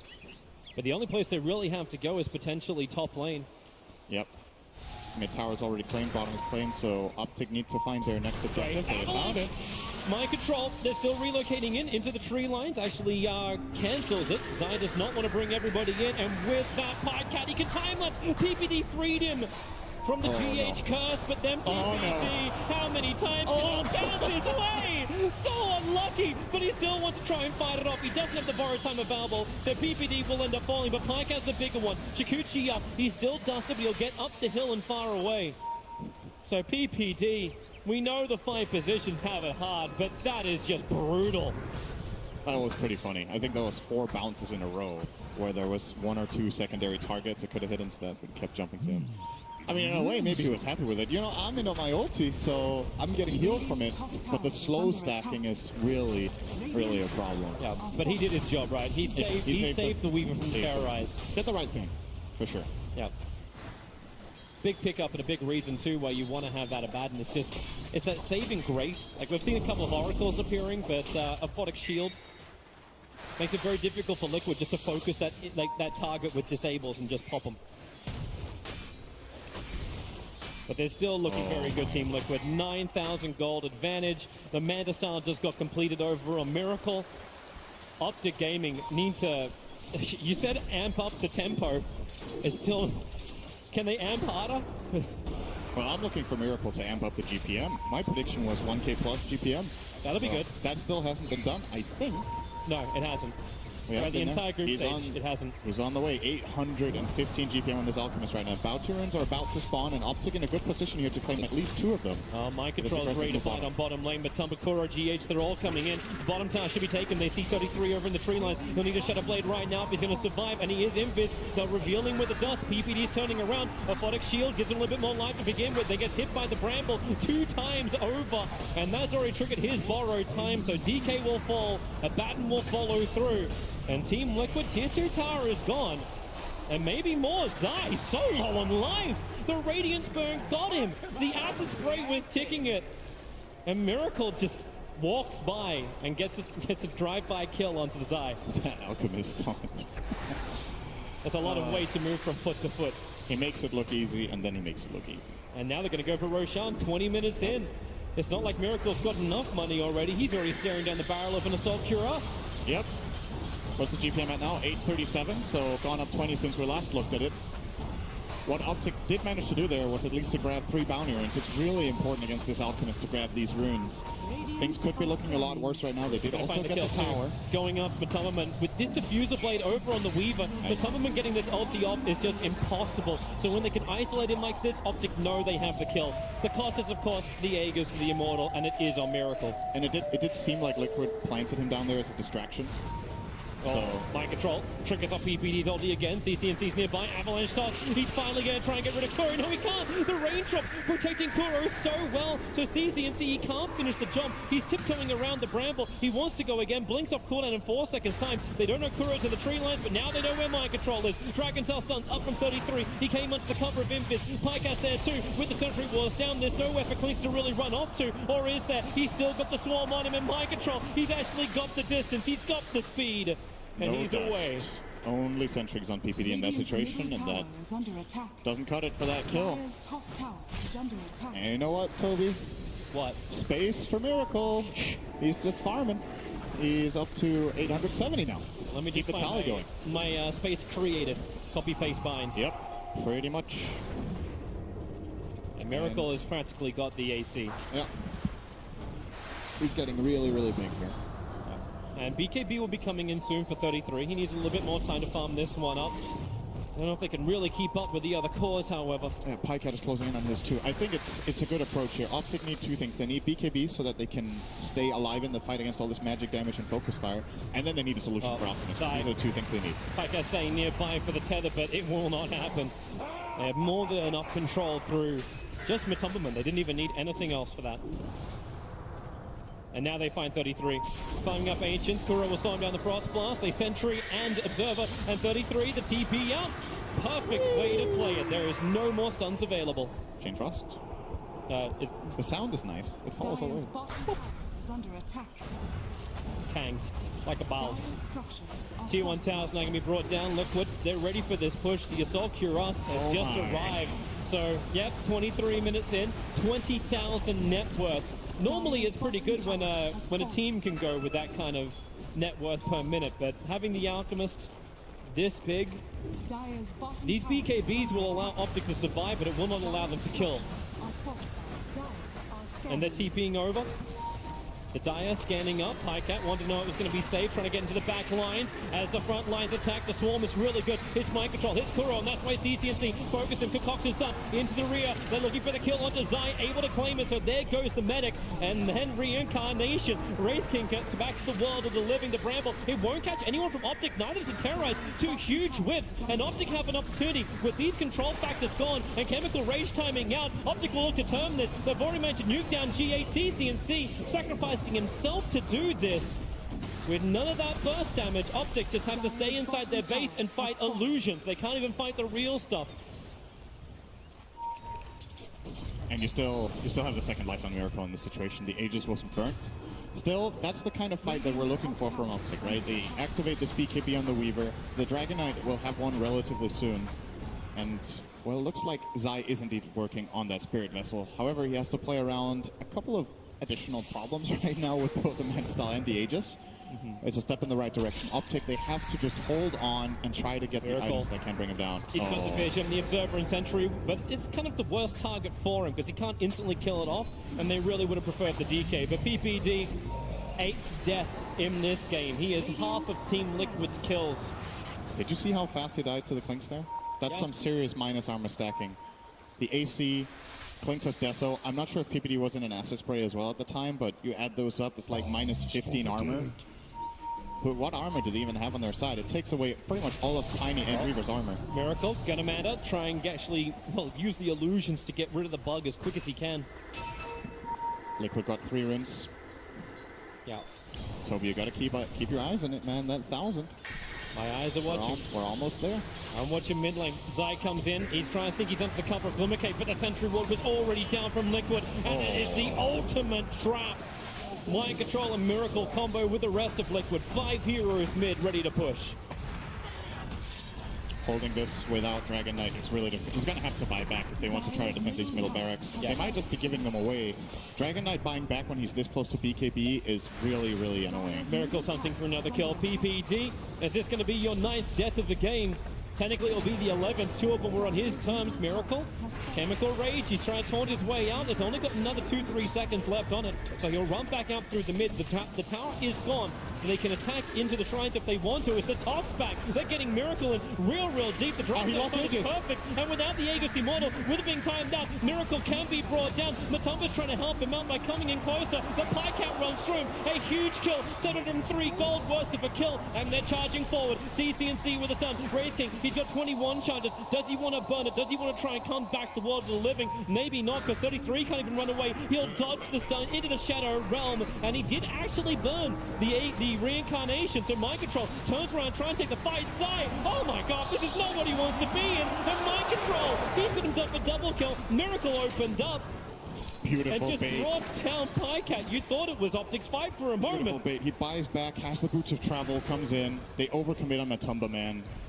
And with these 2 heroes dead, Weaver has to buy back to try and defend this. And Miracle feels pretty good about buying back here. In case he does die somehow, what are the odds that Optic can get down a lane and actually start dealing structural damage with Liquid having this much map control at this moment in time? Not a lot, and they still need to have the sustain to come in from Zai, but Mind Control is just being given one task, make Zai's life a living hell. Both of these supports, you actually see how much they've been focused. 8 deaths on Zai, it's 9 deaths on PPD. They're not even worrying about the cause, they're worrying about the sustain that Optic can give their cause. Delete this, then the cause are an easy thing. So we get to see that one moment again as Miracle happy just to beat down through the melee racks, and this toss back actually put him in a real rough position as the Aegis timed out. This is pretty much perfect what Optic did there. They could not have made a better play than this exact one. Tossing the Alchemist as Aegis expires, and still, again, there's so much in the bank. Liquid have so much leeway because of the huge advantage that they have, and Miracle with a great planned play. They had a lot of time to plan this as well, Liquid. Keep it in mind, That kill on the Wraith King took so long that they could communicate, all right, if they overcommit, I can buy back and come It's a back in. bait. It's an ultimate bait. It's just the illusion. Now the real team of Team Liquid come through. 33. He did break the smoke almost instantly thanks to the fact that he was there. Miracle, you don't have ulti? Blade, but they're jumping over. Miracle, he jumps in close, but then the space created with Terrorize and Chain Frost. All the damage that Team Liquid need to win this fight. Pycat 33. They just don't have the extra teammates. Pycat, he wants this kill, but he can't even claim Miracle. Denied, denied, denied. Pycat into the trees. They'll get the stun out. And Optic, they're all dead. Tribute LD. It takes some confidence to go in there as Alchemist without ulti. You really need to trust in your team. No! They call it 984. They call it. He's so close to getting him, but it won't happen. But Team Liquid have it. Game 1 against Optic Gaming. It looked close, it looked good, but this Alchemist was a ticking time bomb that exploded on Optic. They took so much advantage of that last pick and found a beautiful solution to this game. And something that we've seen from Liquid a lot, how well they play around each other. There's these two moments, really, in the end as well, right? The one is Miracle buys back, comes in, Matumba is baiting. This last fight, Miracle's baiting, Matumba Man comes in. They just play around each other really nicely. I look at this Alchemist, I'm like, you're choosing to take a team fight without Chemical Rage right now? Yeah. Didn't matter. They're too far ahead. They're confident, they know what to do. He was so far ahead of that. And the amount of damage, like Miracle did 21,000 damage in that game. But it's the fact that he almost hit 300 CS, 980 GPM. Like they killed him a couple of times when they managed to isolate him, but then everyone else got space. It's like Liquid. It's just so many problems. They have to try and find a problem. Optic, game 2, cannot wait for it. Thank you very much, Toby One and Syndrome with the opening game of our best of 3. The players will be taking a break, of course, and we'll catch up with our panel members to find out their thoughts. We'll also bring in a few of the other members of our broadcast team as well. Gents, I hate to say it, but that was kind of straightforward for Liquid. Yeah, quite a good last pick Alchemist. And it was pretty clever the way they ended up adjusting to the lanes. They end up they don't care where their clinks kind of goes. That's the thing about Liquid that's really scary. A lot of teams have been doing it, but just the adaptation. You see this certain thing happen, you're like, oh, we don't really want our clinks to get pressured because in this dual lane. Let's switch it up. And it seemed like they were able to put their own pressure, and this was what gave Alchemist, Miracle, all that space to just farm up. Yeah, Gods, your highlights from that game? It really does. A lot goes back to the draft. The fact they recognize it's such a good out draft, like the viewers at home. What makes it a good out game is the fact they have these two supports. Io, Abaddon, they don't do anything. 5-position Abba, very static, sit in lane, use your missed call, use your shield, and then their other cores on the side lanes don't rotate as well. So Alk has a pure 1v1 mid with an okay matchup, and he doesn't get contested in his jungle. You've got to be able to contest Alk's jungle if you want to shut him down. And they don't even have, like, after the laning phase, you look at their heroes, they don't really have the heroes to burst down an Alchemist, right? I think you want either control or heavy burst damage to actually kill that hero, but looking at them, their supports are Io and Abba, like you said. They don't really have the control. It's like a DK stun, and they have to kill him with a DK stun or an Abba toss. But it was also the perfect setup from Liquid, I think. The Lich into the Alchemist, actually it makes Alchemist almost impossible to kill, because the only problem he has really is an armor issue. But as soon as you're Frost Armor, you don't have that anymore. They tried to kill him in the jungle. They couldn't even bring him down below half health. I think he's with Frost Armor. I'm getting this distinct impression that he's just actually a Lich fanboy. Why don't we bring a couple of members of our broadcast team in that we haven't spoken to just yet and visit the regional corner with Machine and his +1. Thank you very much, Paul. I appreciate that. Anyway, I do have Grant. Yes, it's back the corner. Previously, it was myself and Jack hanging out, and now actually we get more insight from experts of their respective regions. North America's up first. Optic are up first. And I want to try and understand, of course, they're going to try and stay cool, calm, and collected. And I want to understand a little bit more about Optic Gaming. I mean, first thing that kind of stands out to me is just last year, I was doing a group stage panel with Pycat and CCNC. Look at them now. Yep, they're moving up. I went out to dinner with them. I asked them, like, so how did you guys, how did you just make a team? And they both started telling, like, these bogus stories that clearly weren't right. So I listened to them one-on-one. Yeah. And from what I put together is Peter went into the talent room. He said, hello. Quinn shyly said hi. Yep. And then Peter slid right into the DMs, and next month they had a team. As easy as that? As easy as that. Now, I want to understand, just a bit of a personal opinion here. Did you expect to see CCNC climb so high so fast? He's in an upper bracket game at TI. Yep. I didn't think the team climbed that high, but everyone said, like, him and his teammate 747 back in the day, they just played 1v1. Arteezy as well. They all just triangle 1v1. Now he's at TI, one of the younger ones, and he's done amazingly. And so has North American Dota. My last question to you before I throw it back to Paul, but, you know, NA Dota seems to be just kind of slapping down the gauntlet here at TI. they picked it up finally. Saw it coming? Yeah, I mean, I saw it coming. I think everyone else at home saw it coming as well, but me more so. And I mean, they've moved up. It's looking rough after game 1 for Optic, but hey, you never know. Peter probably has something. Maybe he'll pull something out from his green skirt. Either way, let's go ahead and head back over to that gorgeous panel with the daddy of Dota. Thank you very much. What? The Nahas isn't here, though. However, we do have these 3 but maybe, gents, by the way, you just need to hang out in the talent a bit more. Right? And then eventually someone will DM you and you could be playing here at TI 9 next year. I think I remember Peter walking right by me. Right. Did he not? He didn't slide into your DMs. That's not what's right. However, we do have some more content coming your way. Now, I particularly love the stuff that Valve and the guys here that put all the show together, put these pieces together about all the teams. And we've got one for you now. And who better to start with than the defending champions of Team Liquid? A little bit closer to me. Yeah, perfect. So what do you guys like most about your team? I don't like my team, honestly. I'm just here for the sake of winning. That's it. I don't like them. I see his point, but what are you? Like I said many times, it's like a family. You need to give me a beer. I'm the captain here. So yeah, I think friendship matters in the team. Take it easy on the boat. Definitely having a good personal relationship is important. If, for example, we didn't like each other, playing, getting up in the morning and spending time playing scrims or even tournaments would feel like work. Yeah, they're great players. Well, actually, they make it not so hard for me. They're really good guys. Whenever I'm away from home and I come and spend time with these guys, it doesn't feel that much different. I feel like I'm still at home. Touching, man. That was touching. Touching moment. Our goal wasn't to just win one TI. We wanted to be the best team in the world. To become the best team, you have to stay in top form. Basically, we just played a lot of tournaments. We had our ups and downs. There were some bad conditions in the first tournaments for us, like preparation-wise.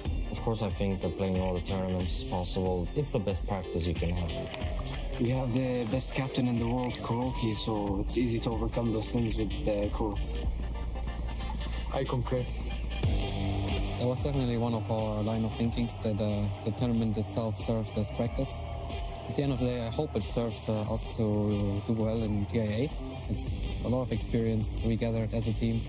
For us, it's just self-reflection. After that tournament, you should just self-reflect and see what you can do better and maybe lower your egos, because people are getting better. You have to adapt to them and respect what they do and watch them, because they're trying to get to you. If you're the best, it's like the people are coming for you. Quite recently, we're getting back in the zone. We're preparing for our next coming event, which is TI Vancouver. Winning TI7 and going to TI8, I feel like there's no really pressure on us to win this event. Of course, it will be written in the books if we were to win 2 consecutive TIs, but for us, we don't really think about that. I feel like if we win again, I might be a bit more connected with my inner emotions. I will know what I'm actually feeling. So, because the first time it was all over the place, I had no idea what kind of feelings that were. I actually can't. Like, try imagining a new color. That's the emotion I actually felt. What? If you stress too much about the winning, you won't win. That's just how we feel. So we just try to play and enjoy ourselves. Of course, we want to do well. Like we want to win. We go there because we really want to win. At the end of the day, but if we put expectations on ourselves, maybe it's gonna hurt us more than anything. I actually feel like I want to win this one more than the other one. Why?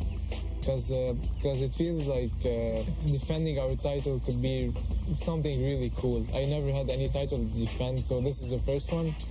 And I feel like... Why are you holding my hand? Because it's a mic. Alright, just go. And I feel like defending our title would be such an accomplishment that I will remember for the rest of my life. I'm back to you guys.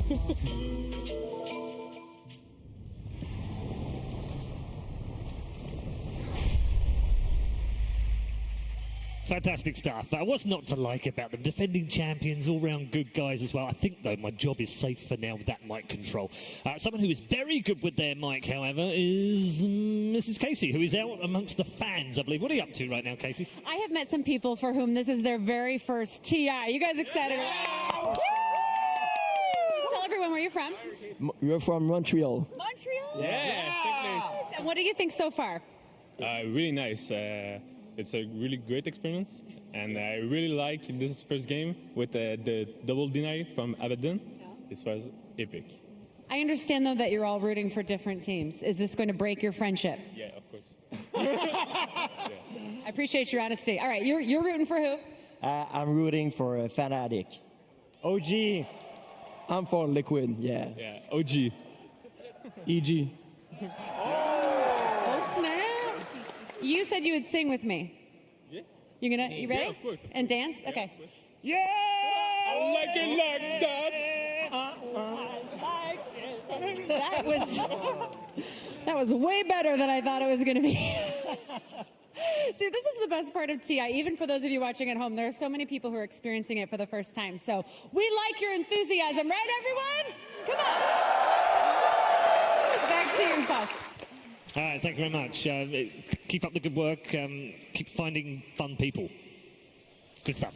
Right then, we're going to get back to some serious stuff in a minute. They're just waiting for the players to come back out onto the main stage here at TI. Gives us an opportunity to look forward to that second game. Optic got a bit of work to do here.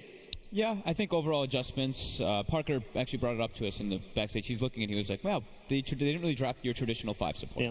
Right? So I think that's probably one of the things I'd want to look forward, and just overall more team fight, more synergy with their draft. It felt a little bit strange from what I've seen from Optic in the last Are you few surprised by that, Gods? Do you not feel like they found what worked for them by now? I think they definitely have an idea, and they came into this with a draft in mind that was going to work for them and cause Liquid some problems. Particularly, Abaddon is a 5, not saying you normally verse. So, clear idea. The problem was the X Factor, the 10th pick, the miracle pick. And when it comes to the draft between the two teams, it doesn't matter what happens in those side lanes when you have an Alchemist mid. 9 times out of 10, you win 2 side lanes, you can win the game off of, but the exception is when there's something like an Alchemist there. Teams heading back to their booths. Right now we'll give them a few more minutes to settle in and get ready for game number 2. A game which Optic Gaming have to win now if they want to take this to a 3rd game and stay alive in the upper bracket. Of course, Liquid looking to make sure they make their way through to the semi-finals. No mistakes this year, Black. That's what a lot of Liquid fans have been saying. We don't want any mistakes. We don't want to underestimate anyone. We don't want to fall into that lower bracket and have to go all the way back through again for a 2nd year in a row. Yeah, I mean, overconfidence is what kills champions, and I mean, you just saw the player interview or this piece, and they seem completely relaxed. And I mean, they're confident, but they're definitely not overconfident. They're taking everyone seriously, and I mean, you can tell just by how they're acting. Yeah, I mean, you hang out with GH, he's kind of infectious like that, isn't he? I mean, he brings the best out of Miracles. They're having a lot of fun on that boat. He is in so many ways the perfect teammate. It's just crazy how good he is for Liquid, how good he could be for any professional Dota team out there. He's just a fantastic guy. Yeah. I remember when they first, we had a couple tournaments, I think it was with Boba, right? When they were playing with him before they grabbed GH. And I would see the team talking and everything, and they were kind of quiet guys, some kind of shyness coming out. Then we did the DreamHack tournament, and they come up, they win the tournament, and they come both of them on the panel together. And I was like, these two just seem like kind of this brotherly relationship. They have definitely broed, haven't they? They've definitely got a bromance going on there. That's it was for sure. adorable. It's fantastic. It was really good. If Dota doesn't work out for them, they've got a future making like a comedy show thing. Yeah, I want to see a Miracle and GH comedy show. I would totally tune into that. That'd be brilliant. On the serious side of things, what do you want to see from Optic, though? Do you want to see them go back to what they're good at, what they showed in some of the groups? Those late 5 games that we talked about on the final down the groups, they looked like they'd figured the meta out. They figured out what was good for them. They didn't care what the other team picked. They were going to pick what they needed to pick. It kind of feels like they kind of shot themselves in the foot last game with the draft. It's not a very conventional draft. It's probably something they played before, but have they showed us in the tournament anything like this? No, right? No, I mean, there's only been one Abaddon pick in the entire tournament before that. I mean, they usually have a very hard 5, right, for Peter? Yeah. And this was the first time they didn't, and it looked quite it didn't really look as structured as it used to, I think. So that's, I think, the biggest problem they've had this game. They just need to go back to what they're really good at, and then they will take the fight to Liquid. I mean, talk about PPD, it's famous for his Bane, 128 games on Bane professionally, 4 in the group stage already. That seemed to be kind of his staple. He'll go back to that when we need it. It's kind of good for everything. Doesn't really affect the draft too much. Just something he can sit on and dictate the play of the game. Yeah, I think that's a great adjustment. Just getting Peter on that harder 5, harder just full support hero that isn't a melee hero, because that also makes it a little harder. Unless it's Tree. I think Tree might be the or Undying. Or Undying. But also, I think 33 is the X factor, because sure, he's an outstanding player, but putting him on a DK, I want to see him playing something You feel that stunts him? It doesn't allow him to go out and be expressive and do the things, dictate the play that they need? I feel it's just like I've seen him play that type of hero before, but I like seeing him on something that can really just take the space if he needs to, and he'll be the space maker. That hero's more so just, all right, I'm going to group up with my team and make some stuff happen, rather than like an Enigma who's just going to dominate and make some flashy plays. Yeah, I mean, it's interesting because his hero picks so far, Gods, they've been a bit weird. Nature's Prophet 3 times, 3 on Ursa, 2 on Mirana, 2 on Enigma, and then obviously now 2 on Dragon Knight as well. That's not what we're used to from him, is it? Yeah, a lot of his old cheesier picks, as people would say, kind of fallen out, like the Visage, the Lycan. I actually think Lycan's a hero they should consider in Game 2, because for me, I think Optic are a bit outclassed. Liquid, returning TI champions, they've got more experience to me. They're just a bit higher skilled in certain roles, and I think if you want to beat them, you have to outdraft them. You have to do something to catch them by surprise, which is what they're trying to do in Game 1. The problem is sometimes you go for those crazy drafts, it backfires, you have this Abaddon, it doesn't work out. They need to try that again. They need to pick out like a first 2 Brood. They need to do something, a Lycan draft. I don't think they can beat Liquid playing a straight-up game. Black, agree, disagree?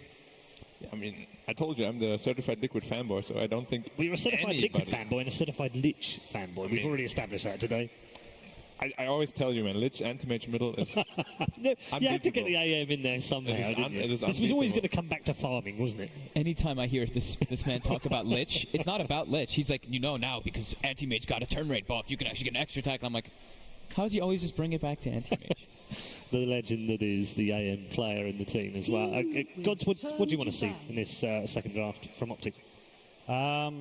Yeah, something cheesier. The maybe a Lycan Brood? for 33. I think the Lycan is being underpicked here. If you can get like a 4th, 5th pick Lycan. We saw a few of these teams in one of the elimination matches.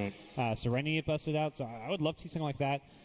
Other than that, pick strong lanes and just try and outplay Liquid. All right, let's get into it. Game number 2, ladies and gentlemen. 10 seconds remaining. Optic Gaming's turn to bat. Team Liquid versus Optic Gaming. Game 2. After number 2 as well is upon us. What can Optic serve up in game number 2? They do need to win this one, of course. Just a reminder for you at home, it is a best of 3. Liquid 1 game away from making the semi-finals of the upper bracket and guaranteeing themselves a top 6 finish. Long way to go for them still, however, and we will get into this draft momentarily. I wonder what adjustments will come out from the first pick too. Right, because the eye always given up. Do they change that around? Do they just go for prioritizing banning that one?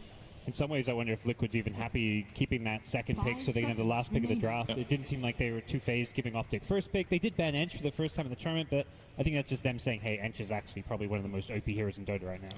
I saw...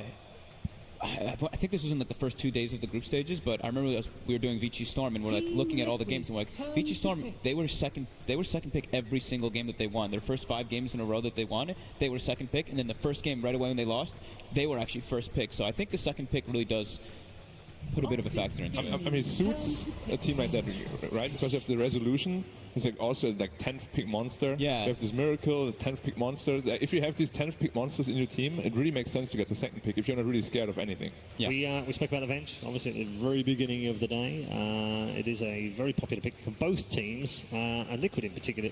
Venge has been picked 5 times by GH, 4 by Kuro in their 16 games of the group stages, so they can mix this up a little bit. It is an insane hero actually now.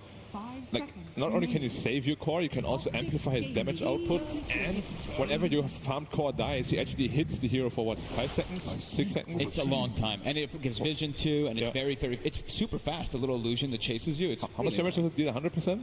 Yeah, 100%. Yeah. This looks like it's going to be a 33 early pick. 33 profit, most likely. Zai Tiny, I would maybe guess. They've played it 3 different ways. So they've also played CC, and C has also played it as well. There it is. Wow, There's the Brood. Yeah, I mean, we talked about, are we going to get early cheese? A Brood into a Tiny is quite brave, though. Yeah, but I think it's also into the Nature's Prophet as well, Yeah, right? Like course, Brood yeah. versus Furion, or versus Nature's Prophet is it's really very good. tough versus for the Furion. And Brood Venge together is really good. Yeah. PPD's seen that coming, surely. But I'd probably consider it. I think this is one way you can play when you're first pick, rather than play around that 10th pick of the draft where you win Right. the game off that. Your second pick, you can pick a hero like Brood and then ban out the counters. Sure. And then it's a lot easier to 10 kind of seconds get this remaining. really strong pick early on, and it doesn't get banned out. And then you're not getting telegraphed either with the 5 bans, because obviously I seconds think there remaining. are some specific bans when you ban them. It's kind of the other thing goes, oh, they want the Brood last pick, we'll just ban it last. Has Liquid put it in the safe lane at all, or has it just been ran mid by Matu? Just mid, right? I'm sure they can, but I think it was just mid this tournament, yeah. Yeah, I think they haven't. They've played it 4 times, all with Matumba Man. On mid lane, right? On mid lane, though. Yes. I think so, yeah. So I think one of the I didn't heroes... see all of his games, but I believe so. But it's so hard to shut down a mid Brood, though. Like, even if It you is. counter him, he will just out-farm you. I noticed a few that were, at least in the group stages, that I thought were a little closer, but I remembered back to Summit where I saw the Monkey King versus the Brood. I think that's one matchup of his in the mid lane that's dominant, good. and then the Kunkka. The Yeah, Kunkka is Kunkka, yeah, of actually course. insane versus the Brood. Have you, we saw a lot of Timber as well in the past. I mean, Timber's just a... I mean, I know it's a little Counter bit the out of the Brood, meta yeah. right now, isn't it? But it does provide some of the tools, doesn't it? It's hard because the Brood just avoids you. Like, he'll farm behind your tower, he farms your Ancients. Ancients still give a lot of gold, unlike the rest of the newts, so that's kind of where Brood's big edge is. And you get to a point where, like, Brood will just farm to the late game, and then you have a Timber in late game versus this heavy-hitting Brood that doesn't really care so much anymore. Ban out the partner, instantly take up the Necrophos. Of course, Liquid loves to play that offlane partner on mind control. So a very good ban there. I mean, it's not super strong against either of the 2 heroes they have right now, because a lot of the Broods actually go into like a lot of survivability now. Yeah, Necro's been super popular here. Combined 135 picks and bans on this hero during this event. And 91% of all games have featured Necro in some form. What about his win rate, though? His win rate is 47.5 That's off 40 pretty games, nice. which isn't great, but it's not terrible. Yeah, Decent. it's still good. Yeah. It's one of those heroes that like every team's been picking and playing, like Yeah. even some of the weaker teams of the tournament. So it sounds about right. I wonder if Liquid's looking at something like the Bat Rider here, because it's amazing versus Necro, and it's so good versus Nature's Prophet in the overall grand scheme of the game. So is Earth Spirit. So is Earth Spirit. Instant silence, that stun. Yeah. Very good to pressure the Necrophos. Yep. Started On the Prophet as too. well. It's like also a ganking here. When you have this Brute mid, if you can get a rotation when you get that big spiraling coming up, you can just get free kills. Yeah, Like, having Free kill any and kind free of a- tower probably too. Yeah. I'm still really liking. I was thinking Nyx Assassin or Earth Spirit there for 10 GH, seconds and then I think remaining. the Bat Rider still for the offlaner could be really strong for them though. For Optic though, I think 5 they seconds should or remaining. kind of have to put Tiny middle now. He's not really afraid of the Brood at all, and you can't really rotate on him with an Earth Spirit either. So I think the Tiny mid should be quite locked until they, unless they want to counter pick it with another hero. What do you think about them saving their supports then for the last 2 picks? That's a little bit change. That We is do tend to very see. interesting indeed, yeah. I mean, we have seen support profit Yeah, support profit Yeah, that's- possible. to like secure your safe lane or even off lane. It's true. I also feel Had like Side played that though? these 3 cores just don't really like look that scary. Makes no to me. sense, right? Yeah, it almost feels like one of them needs to be a support. Yeah. Yeah. Team Liquid's turn Crystal to Maiden. pick. Crystal Maiden. And that's the thing. Optic had this last pick of the draft. They don't want to lock into, picking their 3 cores and saving supports for their 2 last picks. Like, you're just not utilizing second pick well if that's the case. CM's one of those that has returned. We thought it might. It was there's a lot of people talking about this, wasn't there, before the group stage started? Pondering whether mana is it going to be important? Well, Crystal 10 Maiden fit in with that. seconds remaining. How does it fit around the draft? Is it worth still picking? It's definitely proven the case, isn't it? 5 seconds Yep. remaining. I think just the popularity of some of these others have overshadowed the Crystal Maiden. It's just like these Venge Maranas, Wraith Kings, and then we took down a few down a little bit more. Then we have the CM still picked behind it with a decent win rate. Still 47 picks with 51.06 win rate, so yeah, pretty decent. There were a lot of memes about her, right? It's just like a global clarity potion. Yeah. But right now, if you max that Nova early, your lane pressure is actually insane.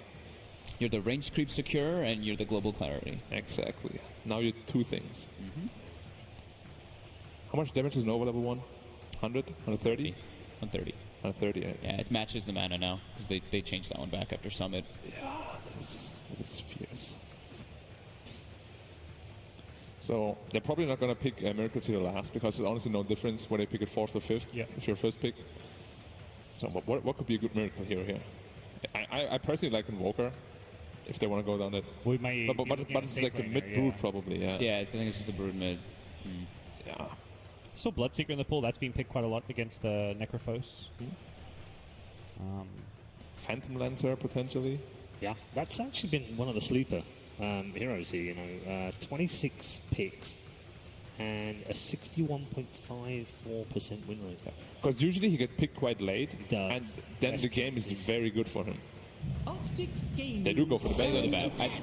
I've seen them do the bat versus the Necro so many times. It's really good. It's just amazing. And then with an Earth Spirit thrown on top, you have such good kill threat on the laning phase. So now it's like Liquid's they're looking to hunt for this lane. So you're probably going to see them scout very early on just to get this Bat Rider versus Necro matchup. And the beauty also is that he might also be versus a Nature's Prophet. So it's like a double benefit for him. Either way, it's perfect. Yeah. Like, even if they put both Necro and Prophet as cores, he will just demolish both lanes. Yeah, he's very happy about that. You definitely have to go away from the Prophet core now, I think. There's way too many good heroes against him right now. Get the position for Prophet. Does Sai play that? Has he played it? I don't know. Probably has. I'm thinking back to when it was at the DAC era, when we saw the rise of the Nature's Prophet. I don't know if he played it, though. Well, he can definitely do it. He played a lot of offlane Prophet back in this time. Yeah, so. if you really want, you can just play 4-position CM and put the Prophet as a 5 as well. It also works, yeah. It's kind of a similar concept, just depending where you want the heroes to lane. Always love myself some BKB freezing field fights. Versus Venge and Bat, kind of tough, though. And then you get swapped and you're like, oh no.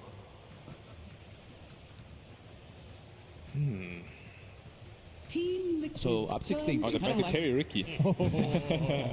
Just in case. It's also, I mean, versus Necro. It's very good. Necro is all about getting your Ghost Shard out. If you're silenced this early, like, it actually could be pretty scary with the Venge as well. Like, the Venge is what can enable that Ricky to really just pop off. That's Yeah, we've seen 3 Rickies so far, only 1 win during the group stage. Honestly, Liquid has 10 a lot of heroes to choose from. They've got a good mix in their draft. Like, they've got Teamfight, they've got Magical, Physical. While I look at Optic, I feel like they really like Physical right now between their heroes. It's mostly Magical. Yeah, the only thing they have is like a tiny for Physical. And Yeah, that's not a lot. Yeah, exactly.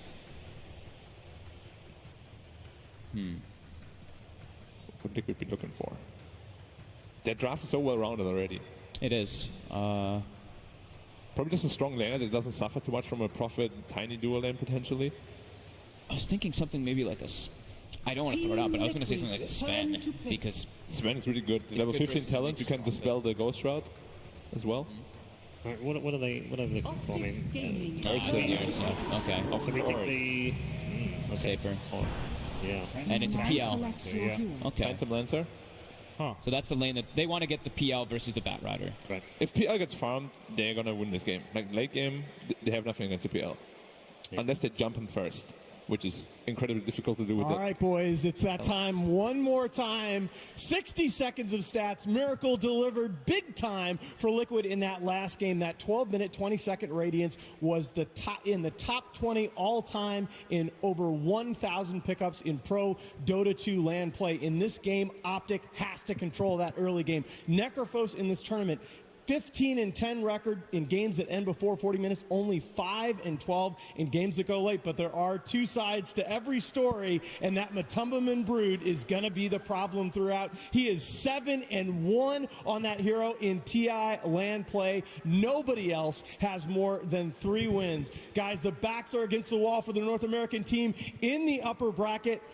Paul, what do you think? Thank you very much. Yes, good stuff. I'm glad he managed to elaborate in that. Time to head over to our commentary duo for game number 2, ladies and gentlemen. It's Synderen and Toby 1. Well, what a game. Synderen, we were sitting here during the drafting phase, and you were like, we're going to have, we're going to have Broodmother as the second pickup, and you were nailing every single one. You knew what Liquid were going to do. It's a slight exaggeration. Okay, you knew 3 out of 5 as they were coming up, but Liquid looked like they were almost predictable. Optic, like, are they in a good spot? Like, can they actually can they utilize this draft to force us into a game 3? So what I think happened here is that Liquid are drafting a specific pattern that we saw during the groups, and they get these really good core matchups for their Batrider with the Earth Spirit that we've also seen them play. And I'm just looking at, okay, what can Optic actually do in this position? They need a hero that can lane against that Bat. They need a hero that's also good against Brood. The last pick, Phantom Lancer, seems like a good choice, but it's also decent against the Ursa. I'm kind of with the panel on this, that if it goes late, the Phantom Lancer as well as Necro will do great, but can they get there? Do you see in the Brood of Matumba Man just destroy this mid-game timings of enemy teams? So playing slow against Brood doesn't have the best track record exactly against this team. It really doesn't, because the Brood Mother just dominates the mid lane totally. And in the current meta, where it's this 2-1-2, bringing someone in to help out the mid lane normally means you're going to lose one of your side lanes. And then you've got 2 heroes to worry about, and then you still can't instantly deal with the Brood Mother. They don't have great scouting methods for them. They can deal with what Brood throws at them, but beyond that, more questions start to be asked. But with Team Liquid, if they win this game, they're into top 6 for TI8. Yep. That's guaranteed position. And that's the big advantage as well of being in this quarterfinal in the winners bracket. Top 6 at TI, you're already very satisfied. Obviously, Liquid, though, won't be satisfied until they've got the whole win. And a good start will be killing up High Cap. Yeah, this is maybe all. Let's see. CH starts. Rolling Boulder will connect. Kuro's got the magic missile. Doppelganger already. Pycat. Which one's the real one? They can't work it out. They magic missile and attack the wrong one. He's just auto running to the left. Nice bait. Oh, it's just like, we're going to start this way with Optic every single time. Such a simple mind.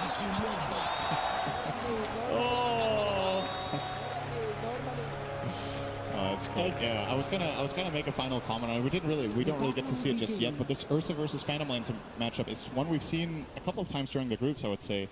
And Liquid picking the Ursa in the position that they did, I think they were anticipating this Lancer pick. I think they were expecting that this would happen, and they're willing to take the risk. In my mind, Ursa is actually a decent hero against Phantom Lancer at specific timings in the game, just because Fury Swipes, once you get it on the real PO, he doppelgangers, it sticks. You can follow him very easily and bring him down with this heavy chase that they have from Earth Spirit and Batrider, and you can even swap him back in with the Venge. So I think it makes a lot of sense. However, later on, Lancer is a problem a lot of the time for this Ursa hero. Yeah, because then there's just so many of them they're going to be burning off the mana if he decides to get a Diffusal Blade. Whole bunch of problems for him. Top lane, I think it's going to be a lot of problems for Optic Gaming. It's already the aggression of Kuro. Rolling Boulder is actually blocked by Zai. He's doing a lot of damage to GH. PP isn't much more to give apart from his life. The Nova does connect, but GH already beginning his sound. They've taken so much damage. Yeah, they done first blood. If they can get more, the Earthshock comes in from Miracle. Remember, he went that level 1 for 33 Death Pulse, chasing him into the tree line. They need a little bit more damage, a little bit more reveal. The attack keeps the armor low from Zai, and with the Nova, the slow down Miracle, find the kill. There's still a pesky Earth Spirit behind the lines. And thanks to this being 1 minute into the game, the respawns are quick, and you know they're going to just open up again. And what we have here is one of the situations that we haven't had very much during this tournament. It's actually a 3-1-1 setup for both teams. Currently, the Batrider playing a one-on-one against the Phantom Lancer. Optic did have to pay a decent amount of experience to bring down the Phantom Lancer to this bottom lane, but they do end up getting the lane matchup that they want. They don't want Ursa against that Lancer, and they definitely do want their Lancer against the Batrider. Necrophos against Batrider, unplayable lane. GH has already TP'd down towards bottom lane, so yeah, PL, not what he wants to have. He'll back up for now, away from the ES. Thanks to the Dire Observer Ward that was already down from Optic, they're already very well aware of this rotation. That's when you got the flexibility of a hero like Nature's Prophet. Could bounce anywhere across the map. This Nature's Prophet can just change the balance of the lanes very quickly without having to rotate very early on. So now it's Miracle, who's not going to get much out of the lane. 1 CS in 2 minutes is the opposite of his game 1. And Ursa's not really the greatest combat hero. If you have an atrocious laning stage, it takes a decent amount of time to catch up in that jungle position. So we'll see how it goes for him so far. Like you said, Optic have a pretty good grip on this top lane. I think this matchup it's weird, right? The Ursa against Necrophos. Ghost Shroud is amazing against Ursa, but at the same time, Ursa one of the hardest burst heroes. So if you have Ghost Shroud on cooldown or you're stunned, Ursa can make quick work of you, but obviously Vengeful, they have no kill potential up here right now. Well, GH is in trouble. He'll Rolling Boulder up, PPD, as all great CMs do. Goes Frost Nova as well as the Arcane Aura, so Crystal Nova, sorry, then the Arcane Aura. So no Frostbite to stun him up. But at least makes GH burn his consumable. He's got 3 stick charges and a clarity to work with. The thing I talked about last game with this Liquid team that they have... Oh, trouble for Zai. Kuro and Miracle opening up on him. Zai beginning the TP and TP out! Ooh. Bottom lane 2. Yep, they're going out. Multiple targets. Pycat. So Prophet escapes. Pycat will not. PPD now under the Firefly with Sticky Napalm on him. He's got an over-off cooldown now, so wants to turn around at least dish out something. As he'll salve up.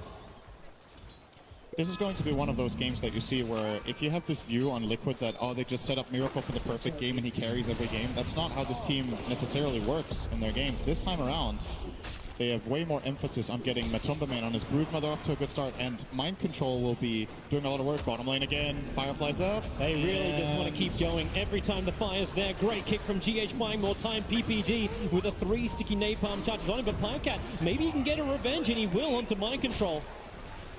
That's a very important kill. 314 gold for Pycat, and obviously it's a support kill going the other way.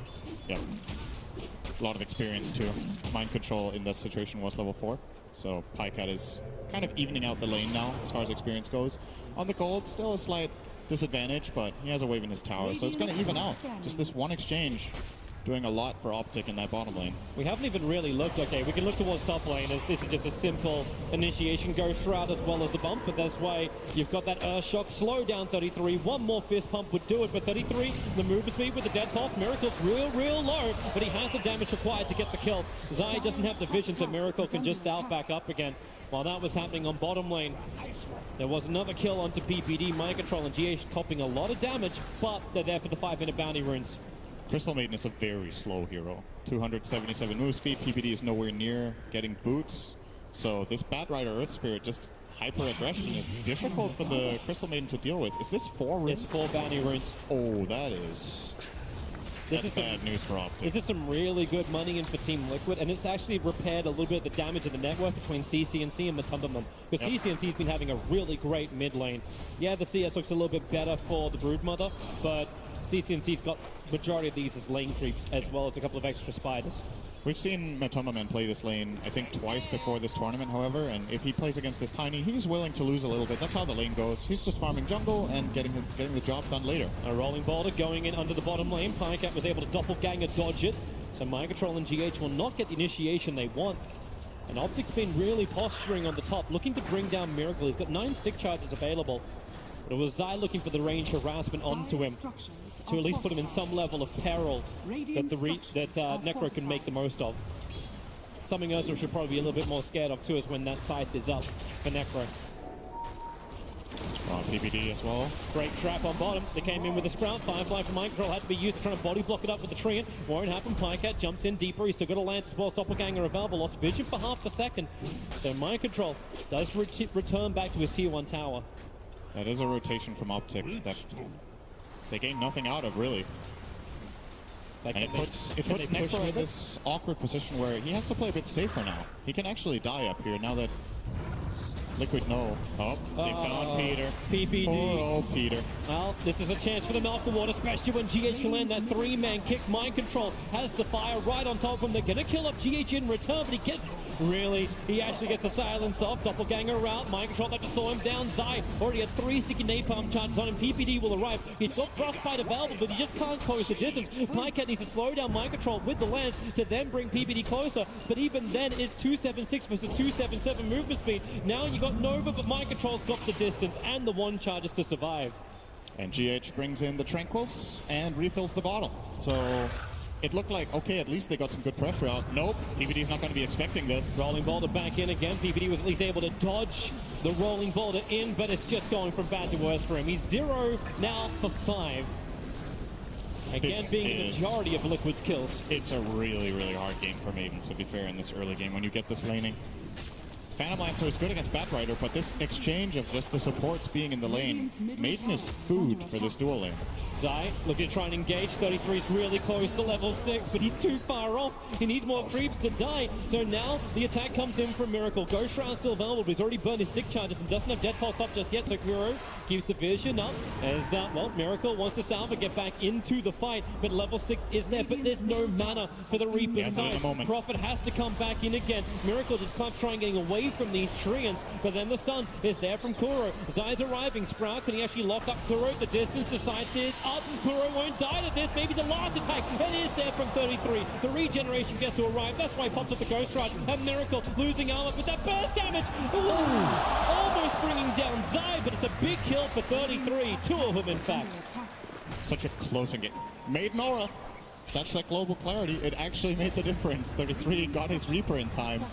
Oh, bottom lane. Hey, at least Maiden can stay alive for a little bit longer. He's okay. He's fine this time. There's too much harassment actually coming in to mind control when he goes in this deep now. Should have also flagged that mid lane. Tier 1 tower was brought down by CCNC. This is closing up the area that Matubman has to play in. Obviously, you can still move very fast inside of the webs. This is what you want to do if you're playing against Brood. If you can't hunt Brood and kill it, at least put pressure on the tower constantly so you get something out of it. Either Brood has to go back and defend, which costs farm, or you just get that free map control. And very nice from CCNC. Coming for him. He's not going to find him here. It looks like he's waiting for it, but Matumba. GH, they're going again on bottom lane. Pykat's going to use his doppelganger, just trying to get away. It's a good stack, and that's why mind control has that Firefly down with the Sticky Napalm level 4. To try and burn through it, PPD will probably try and time this Nova right if he can catch GH out in the tree line. CCNC even comes in looking for this, and Zai TP's in, but he doesn't get the Sprout into mind control. Didn't get the right angle on the... I think this is not where he wanted to teleport in. He teleported in a bit of an awkward spot and had to try to blind cast the Sprout. Not having boots on the Nature's Prophet either. This lineup is actually just moving pretty slowly across the board. Nobody has good move speed in their team. Nice toss in from TCNC. He actually threw his tree and I think got like 10 CS of spiders with one swing. Really trying to make sure that the Tubberman doesn't have a free time. They've even got the Observe Ward blocking up the camp. All right, this time around Optic will get bounty rings, so that's good news. Looks like an even trade-off. 2 for 2. Yeah, bottom lane though, mind control's looking for the kill.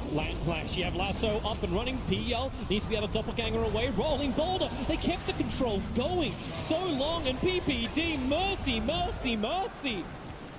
The Crystal Maiden is now 0-6. And life is very hard for her, but it's the diminishing returns. There has to be diminishing returns eventually on this. Maybe with the Haster and CCNC can work with Zai. They have the Observer Ward down. They're looking for the Brood, but Matumba's in pretty deep. He's playing this very well. Has a good read on what's going on. Rolling Boulder in. They're looking for a double. Kick is going to not be there. They turn on the magnetizer set. Oh, the kick is still there. CCNC can't escape from this. Toss was still on cooldown. Sakuro swapping Zai back into the fight, and then the perfect body block and control. And Tubberman's been keeping up, but now he's ahead. Number 1 on the net worth with those 2 kills. I've talked about this during the group stage as a similar a concept that you see some teams play better than others. I think Liquid's one of the absolute best at this, is playing around your strong heroes. They take advantage of... You see, they realize, okay, Miracle's not in the best position in this game. We're going to help him a bit, and then we will put so much pressure on the rest of the map that Miracle gets to be a force in this game. He didn't really truly have to play comeback just because of how much they played around mind control and now around the Brood of Matumba. Pycat looking for a GH. He's just so damn good. Mind control. His Firefly will wear off. They summon up the treants. They want to go in deep. GH wild. Rolling Boulder this time gets him into safety at least. But his kicks have been totally on point. And it just seems so logical, right, when you look at it. We have this strong hero that can do something right now. We should take advantage of this, play to that hero's strengths, so we get fights. And in turn, if we do it properly, it relieves pressure on the other lanes. And that's basically what's given Miracle this he's almost back to 3rd net worth in this game. Nice Sprout reveal on bottom mind control. And the fortification of the Dire creeps. It keeps the tier 1 tower alive in middle, which is what Matubman is trying to take at the moment. But allowing them a little bit more pressure onto the tier 1 tower with the rotation of CCNC. You kind of hope they would get more out of this. Yep. But it doesn't happen for an Optic fam. Pycat just TP's back into farm. He is going to go that Diffuser Blade after the Treads Aquila. This Vanguard on mind control is actually really good this game. When you're snowballing this hard from the laning stage, you just look at, okay, how can I be the biggest pestilence in fights that they can't deal with? Largely he can ignore a trance, largely he can ignore the PL illusions, and just this early on, they are not killing him without a Reaper, I think. And Necrophos doesn't want to go there. So he can feel very confident. I'm curious to see if mind control goes for a dagger now, or if he even goes just a full-on combat build with Vanguard and Pipe.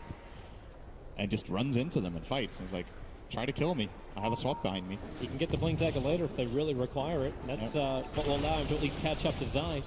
And Zai's a threat, but a threat you can see coming from a very long way away. And Mind Control maybe thinks about the fight. The Nova will scare him off. And again, Matumberman attacks in towards the mid. Pycat was there, looking for a denial. Has to doppelganger himself away. Matumberman already burned off the Insatiable Hunger. 33 TPs over. Kuro's nearby. But they don't have extra support. Zai is currently farming up inside the Radiant jungle. And it might not look that big, but this TP from 33 is actually going to matter quite a lot. If he gets spotted on a ward, I think they saw him in the river, so now they know he's crossing toward bottom. And this is Miracle's cue to just play aggressive top. He knows there's no Necrophos here. He TP'd mid. There's no other way he could have got here in time, so you just redistribute the resources. Sure, you guys can have the bottom tower. You, in some way, you kind of argue they over-rotated. They brought 4 heroes down here. Great ops. Mind Control instantly has his smoke being broken. And Optic do want to try and fight. As you said, like, they have their own Observer ward. So 33 will walk under it. The T1 tower was lost on bottom. CCNC has Blink Dagger ready to initiate. But he's not finding his target, so they instead add pressure onto bottom lane. Mop up the creep wave, push the tier 2 tower a little bit. But Liquid are happy with this. Straight Roshan trade-off. Optic Gaming are nearby, but they cannot contest this. They do not have the power. Brood and Ursa is such an exceptional Roshan combo. Very easy. Aegis, they put it on Matumberman. This Brood is getting ready to rock and roll. They know he's the richest hero in the game. And arguably a better hero to have Aegis on than Ursa. Usually Ursa with Aegis, it can be a little bit tricky, like which life do you enrage? It's similar to when you have BKB. Do you BKB your first or second life? Bottom lane attacks coming in. They need to get that stun control and then follow up with a Reaper's Snipe. The Mind Control hasn't taken enough damage just yet. He's so damn tanky with the one charges too. They'll get the lasso out, so Tiny just has to remain for a moment and they swap inside. No escape for him. He's not even beginning his TP. He just remains stationary. And Optic lose too. They do not claim that bottom tower and they don't even in any way threaten the Aegis. Oh, looks like the Aegis going to threaten them. Instead, found the wrong one. Good move again by Pycat. If the right one gets found there, he actually dies. Matumba can easily solo this Phantom Lancer after Doppelganger has been expended. Pycat still needs to get stronger. Exactly. We were looking at this game and we're looking at, okay, Optic, you need to get this Phantom Lancer to a strong state in the late game and not lose full control of the map on the way there. And Liquid are just dominating them. Again, it's a huge advantage. And especially Lancer not doing better than this in lane hurts. Because you, ideally at this point, you want to have this diffusal completed. So he's like 1,000 to 2,000 gold behind par for the course, I would say. And they're going up the top. Miracle jumps in, goes up the side. The Sprout pushes Miracle. Well, pushes him away and leaves Miracle contained. But so easy to cut out, always with Quelling Blade in hand. And look at Mind Control's item build. How is anyone going to die when this Batrider has Crimson Pipe minute 20? Oh, I know how everyone can die, but they're all Optic players. Yeah. Pycat initiated on. CCN3 throws a tree in, and he doesn't actually blink to go for the Avalanche Toss. In fact, he's diffused up. Matumba turns around for the fight, so now the Avalanche Toss will arrive, but Necro has to help defend. The Death Pulse can chase the spiders. And that's all Matumba wanted. Diving for that kill will take forever. He was hoping to get a response out of a hero, and he forces the TP. That's good enough. Oh, here comes CCNC, Avalanche and Toss. They'll combo together nicely to get the kill on Kuro. Yeah, it's problematic. Your Scepter up. It's his defensive one. Overwhelmed. Again, GH combining with Matumba. GH has been in 15 kills in 17 minutes on this Rift Spirit. Just really excellent read on the map, like where he can have the biggest impact. He plays with the Batrider for a long time. They trash that lane. He's like, okay, that's good enough. Let's go and play with Matumba, who just got the Fusel. They get these kills mid. It's just very systematic good play, really. Yeah. There's not much else to say. They're doing all the right things. Do they take out all the remaining outer towers? Like, do they continue to look for fights before they go high ground? I think they grab the top tier 2 at least. These bottom towers are pretty annoying to get to. The distance from the bottom tier 2 of their own to that tower, it's a very long reach. When you've taken Roshan, it's a better play because then the enemy team can't really trade off by going for Rosh while you're pushing these bottom towers really far away. But they don't really have that much value right now. I think they'd rather take the top tower and then go there, if anything. Or if they're feeling confident, they could look to even high ground from the top area. It's a smoke See what game. they do. They're coming after Miracle on top lane. Pycat will need to slow him down. But the ping is already on the way. So Kuro's pinging it out. They have a lot of vision around that bottom Dire Shrine. That's why Matamba is just farming that area. So the ping came in. Vision close. The Nova. It does not click Miracle. Sixth sense there for Miracle. When you go for smokes like these, every second matters because it becomes more and more apparent what Optic are doing. Brood is covering the right side of the map with an observer ward placed by Kuro. The mid lane is empty and nobody's at the bottom tower. So where could Optic possibly be? I think Miracle there, I thought he was going to back earlier. He really stretched that as far as he could without getting caught. But the right read, and they will be going for the bottom tower after all. So now that they've forced the Optic team to go top to Miracle, who is just pressuring this tower to, well, if you guys don't come here, I'm going to take the tower. If you do, we'll just swap to the other side of the map. And they will grab at least one here, maybe two. We'll see. Top lane. TPs up towards the top lane. ES came into the tier 2 tower. Kuro will arrive with mind control.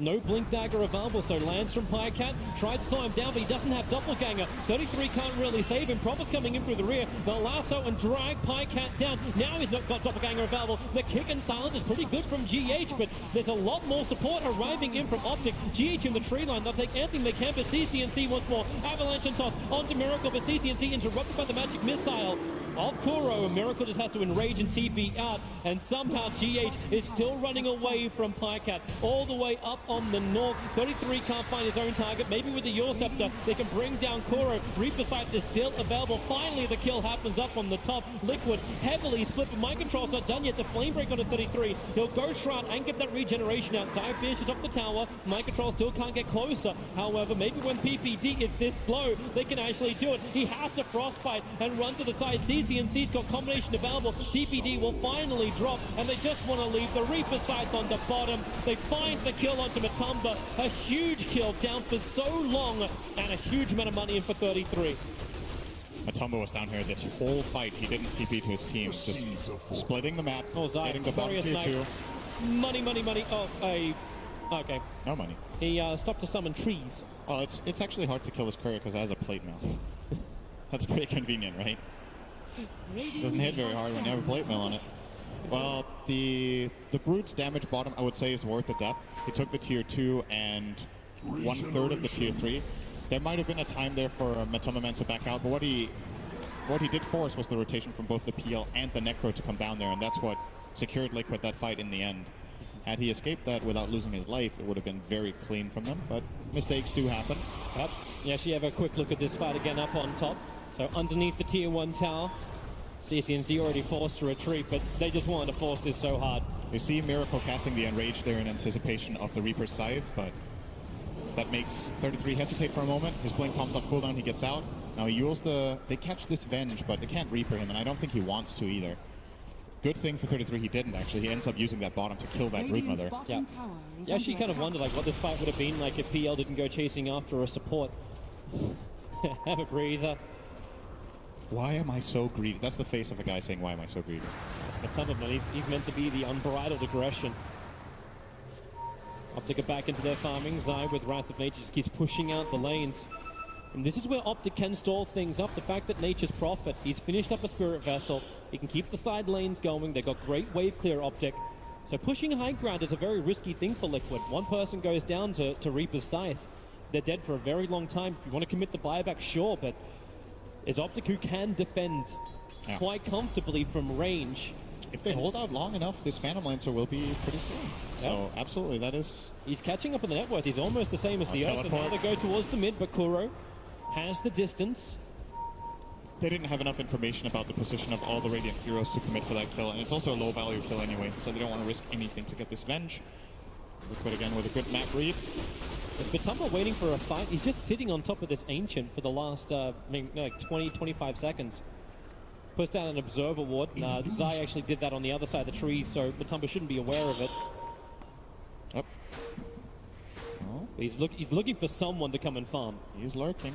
This is pretty dangerous if he just goes up the high ground here. Comes over, goes up to CCNC, Avalanche and Toss will kill off his army with the Wrath of Nature. Matamba just turns on the Insatiable Hunger Pike. That's a bit crazy. Underneath the shrine, he doesn't want to commit for this, but he will when there's extra support. Microtron's got Blink and PPD. Not again, not like this. He's going to be jumped, lassoed back, and the Crystal Maiden is mauled. This play is really similar to the Alchemist play from last game where Miracle didn't ulti or didn't have it and ran at the enemy team. It's like Matumba, this looks like such an awful position. Like it looks like he's overdiving. The whole team is behind him in a smoke, and Optic actually with a really good read to not commit for that brood kill. You see, you're just looking at the situation like this is kind of a crazy dive. Where's everybody else? Yep. And they're getting the trade-off in the meantime. 33 pushing out this bottom right. Like he wants to get out of here. Zai will die, and 33 won't have to take the same sacrifice, but he has an Aghanim Scepter fully completed 24 minutes in on 33. Yes. Could be a big item. They still have the problem of getting the heroes down to half health in the first place. Yeah. But once they get over that step, it will get interesting. So CCNC with a Shadow Blade should be able to do that on most of the Radiant cores. And obviously Pycat with just 1 or 2 extra items. Time is ticking. Liquid are not actually gaining. Look at the gold graph. It's plateauing. It's been 6 minutes, and they're not really making progress. That's not necessarily a problem for now, but if they do take a bad fight, it could become problematic. This Roshan should belong to them. Yeah. And then we'll see what they choose to do with it, if they try to high ground or not. And that's the big enabler, right? Like Team Liquid need to have this Aegis and cheese so they can just go high ground, so they can take the fight that you're talking about. And I think the key in this coming fight is that Mind Control tries to find Necrophos. If he manages to do that, that would be really big. For him, though, he doesn't have a Force Staff in this game with the build that he went. He went for a way more teamfight heavy, less skirmishy item build. So if he does catch this Necro, counterplay is available. He can't Force Staff the Necro into his team, so he's got to be a little bit careful with how he goes about it. You don't want to lasso Tiny, because it lasts 1 second. Yep. And Phantom Lance is a pretty difficult catch, so it should be pretty clear that he wants. GH is going to be revealed by this Observer Wall, but the Black Lasso has already come out. Zai's going to get caught. GH will be there to support, and PPD for once is not the man who's dying. Oh, no. Okay. He flew the other direction, almost full on Caster Curse. PPD was aware that all their lockdowns used both lasso and kick, I believe, went into that kill on the Nature's Prophet, so was able to get out. Miracle. Yeah, he's got that Observer Wall, just watching the PL Illusions farming. This very thick coverage of the Dire jungle. And wherever there is an award, there's GH or there's a Broodmother. Right. Manta Style is done for the Phantom Lancer. Pycat's starting to get somewhere now. He's still, I think his next item, if he gets that without them losing more than maybe 1 lane of barracks, this game could get really interesting for Optic. But it's a big if. They're 12,000 down. They could have Aegis and Cheese. They have the high ground position right now that they're trying to strike from, which is being pinged out by PPD, is aware that this seems like the most likely place for them to be right now based on their vision. And good thing about this Nature's Prophet pick is that, well, when Liquid tries to start getting into this high ground position, the split push is kicking in. 33, as well as Treant's top, are pushing this down quickly, and I think Liquid will retreat and not get to high ground just yet. Yeah, you see this, it's the heroes too they're willing to sacrifice. Well, yes, you want to have like items onto 33. He's already got the Aghanim Scepter. He's got the item for that high ground defense. And Zai, well, he's the sacrificial lamb. The rest of the time, it's making sure PL has that space to farm up. Continue to get bigger. CCNC does get initiated on. Support is nearby, but they are not going to help him out. CCNC can do the avalanche toss and hurt Matumberman, but you hurt him, but you don't kill him. He's still got the Aegis. Instant movement. 33 is on bottom lane. They're pushing up the other side lane, and they do find a big... Ninth dead to PPD. And they also saw Zai, I think, for half a second. They just keep pinging him out, too. Sometimes Dota is really hard. Sometimes it's just really, really hard. It's one of those games. Being Crystal Maiden in this game is really hard. Yeah. But at least now they know where Ursa and GH move. Both TP down to the shrine underneath the Dire Obs. So Optic can play around this. Kuro and Matumba rotating down towards the bottom lane as well. With Manta, it's so easy for Phantom Lancer to dodge out of these areas. Hey, Zai, you want to kill that ward in time? Yeah, he does. He does. 154 gold. I like it. So Zai going for that Force Staff without... He still doesn't have boots.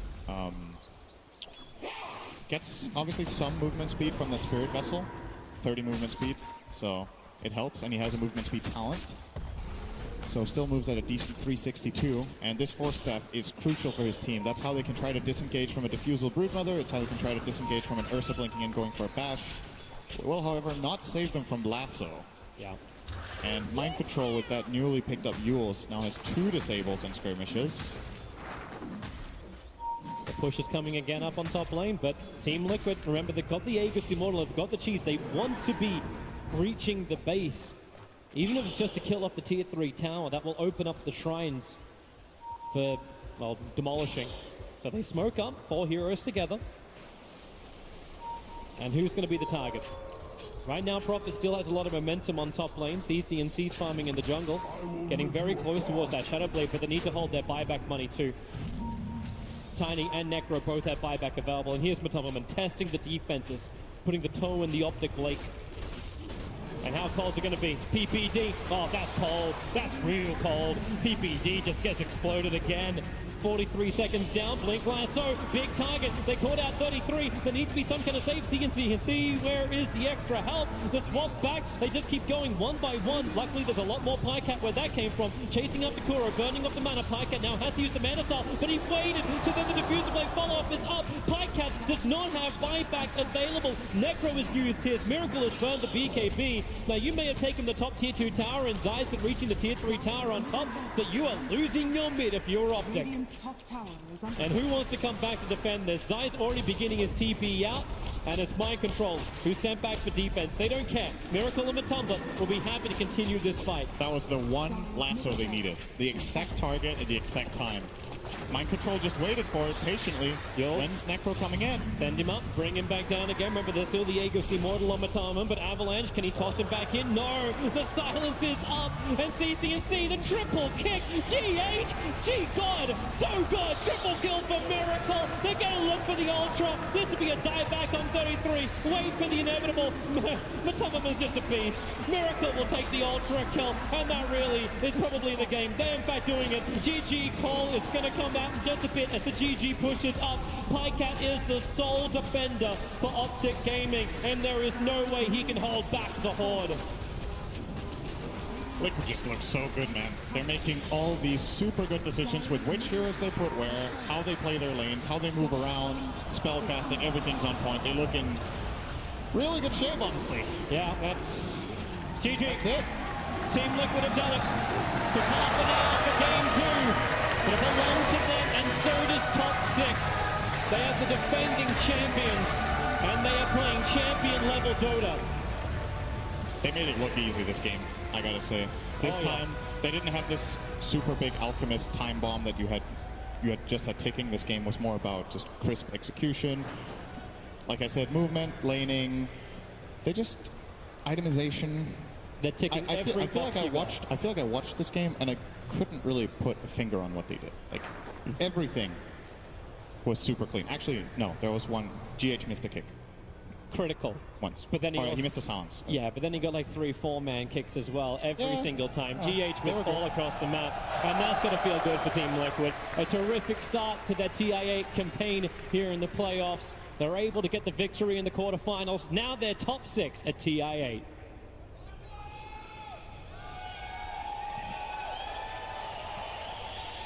Congratulations then to Team Liquid. They are the reigning champions and they've managed to make their way through to the top 6 guarantee. That's not the end of the story as far as they're concerned. Now they've got one eye on the prize already. But fantastic performance by the defending champions.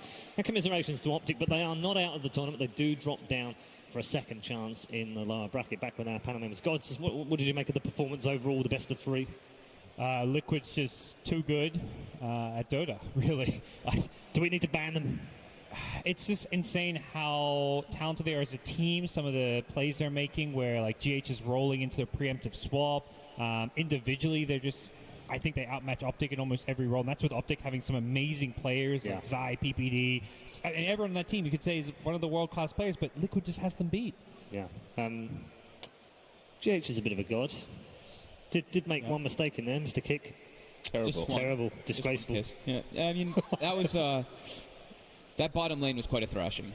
It was, wasn't it? Yeah, that Earth Spirit Batrider combo just completely destroyed everything that it seemed that Optic had planned. They Yeah, they took over so much. I think GH had like 90% kill involvement throughout the game as well, just running around making everything happen. Me and Black are looking, we're like, oh, Pycat's level 11, I think, on PL, and that's a level 12 Earth Spirit or something. Like, it was just insane how much pressure they actually put on the map. Yeah, fun Batrider game as well. Yeah, I mean, we said after the 4th pick it's going to be rough for Optic. And well, this game was just, I think they had a better draft on Liquid, and they just had a way better execution as well. Like, what do you do if you get outplayed and outdrafted? It's like, you can't win Dota. I guess that's they have to be kind of philosophical, don't they, gods? After this, they just have to sort of think, well, that was Liquid, that's the best team in the world. It's where we want to be, but we're not quite there yet. Focus on our own game now through the lower bracket. Yeah, I would say so. You have to go one series at a time. You're not going to be versing Liquid again for quite some time, most likely. And if you're Optic, try and keep your head high. It's very tough going from those winner bracket series straight into the lower bracket. A lot of teams, you know, you get a tough 2-0 loss can very quickly, you know, be eliminated. But I think for Optic, it is very much, hey, it's Liquid. That's okay. Yeah, I think move on quickly. Sin said it too at the end there. He was like, yep, they didn't really make mistakes. So that's something maybe Optic could look at big. They were on fire this game. Yeah, just absolutely. And you have to put it behind yourself, don't you? You can't get too wrapped up in it if it's a quick game. And they were two pretty quick games indeed. Why don't we catch up with Casey right now, who is with the captain of Team Liquid, Mr. Kuroki himself. Oh, congratulations. Thank you. Now, I don't know if you know this, but that was your 11th game in a row that you've won, including group stage. I didn't pay attention. I don't pay attention to my wins. How does it feel, though, to have that momentum coming into TI? Do you think that helped? From the group stage? Yeah. Probably. More like when we start playing on the playoffs, it's more like we want to reset. That's how I want to do it, at least. Just because group stage is like the first chapter of the tournament and the playoffs is the second one. And since there's a day off between two, I think the momentum, it can go for some teams, for us, maybe not so much. Yeah. I think what's so interesting about watching you guys play is the confidence level. And so much of TI and Dota in general is about the mentality and the emotion behind it. How does the beginning of TI8 feel compared to how you all felt as a team at this point of TI7? Oh, that's a very good question. Like last year we were in a similar position. But this year I told myself I don't want to do the same mistakes I did last year. So it truly is about how we feel when we're sitting in the booth. So we just prepared for it, and this time we felt great. What mistakes are you referring to? That's my secret. So. Well said, thank you. Now you have a day off. When you have a day off before heading into another match, how do you like to spend it? Do you guys try to relax a little bit, or is it more about let's play, let's keep the momentum going, let's try to stay in the mindset of Dota 2? There's definitely some relaxing, some taking time off, but most of it we just have to watch the games and just see what the other teams are doing and prepare for a potential opponent already. Well, speaking of watching the other teams, something that we're seeing that's a lot different this year from previous years is we're seeing so many different heroes being played, as opposed to kind of the same pool, people drafting from the same group. Why do you think that is, and how do you think that's changed the way that you draft and the way that you need to approach playing at this level? Well, Dota is a great game. You can play everything. You can be so creative. A lot of things are even unseen in the game.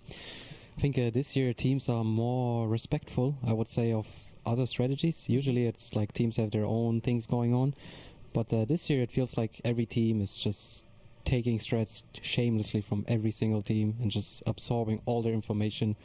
It just shows me the level of competition has never been so high. Something common that we're hearing from people is that anything can happen, especially at this TI. Do you agree with that? Yeah, of course. TI is a different beast compared to all other tournaments. Do you have any opinion on whether you'd rather face PSG, LGD, or VP on Wednesday for your next match? Oh, they're both my favorites. So I don't mind. They're both world's best teams, so they it feels like a grand finals in itself if we play them every time. So may the better team win. May the better team win. Congratulations. Thank you so much. Hope to see you again soon. Thank you very much. Paul, back to you. Thanks very much, Casey. Yes, and thank you, Kuroki, as well. A top 6 finish guaranteed, but it's only halfway, really, isn't it? It's like, you know, yeah, they've won the game, and yeah, they're in the top of the bracket, and they're going, but it almost feels incidental to him right now. It's like when it gets later on in the tournament and they're in the top 3, then it will start feeling real about, can we make this 2 in a row? I think he's just more focused on not going down to that lower bracket. Right. They want to just chill on the top. I mean, talking about mistakes, what do you think he's talking about there? What do you think they did wrong last year? Probably dropping into the lower bracket. I mean, yes, but how did they get to that? How did they make that? Did they underestimate their opponent? What did they do? Well, we don't know, right? It's their secret. What do you think? Well, okay, from what I could tell back then when they played against the team they lost against, what was it? Was it IG? IG, right? IG, right? IG beat them, right? They didn't look as calm as they used to in the other games, yeah. So maybe they were, I don't know, nervous, maybe a bit too overconfident, I don't know. But maybe they need to get on more boat trips. I mean, their boat trip was very chill, wasn't very it? chill, yeah. Want to do a boat trip? Fuck. You and me? Yeah, we can do it sometime. I don't think that... We don't have the same thing as Yeah, them, I was going to say, I don't Not think the that gets you into liquid, though. That was what you were angling for. You never know. Liquid B, liquid potential. Liquid B? Liquid juniors. I like it. Yeah. Take it. When there's a veterans league, we're gonna be so good. Us team. That's 4+1 easy. Oh, we're all under 40 here. You know, we're not veterans yet. Seasoned. See, I like that. Seasons is a good phrase. Yeah, we'll go with season. Let's talk about Optic. I mean, okay, disappointing, obviously. Gods has made the point. Come on, you know, it's liquid. We knew we were going to have a tough game. Put that out of our mind, go down in the lower bracket, have some fun, make some good progress. Do you think they can make progress? Absolutely. I think they should look at this game and honestly look at the way that Liquid played it and be like, look at how they prioritize things. Look how they change things up, right? In the game, they picked the PL. They're like, all right, PL can be great versus Batrider, but the way that My Control adapted and changed the way his hero would innately be played, going for this Crimson Guard, changed the overall understanding of how the matchup works between those two heroes. So I think looking at that and taking some notes is probably a good thing to do for Peter and his boys. Did it feel like they made too many mistakes, or did you just feel like it was Liquid just playing really well? I mean, they definitely made mistakes. Peter died a lot in that game, in particular as Crystal Maiden, but it is a really hard Crystal Maiden game.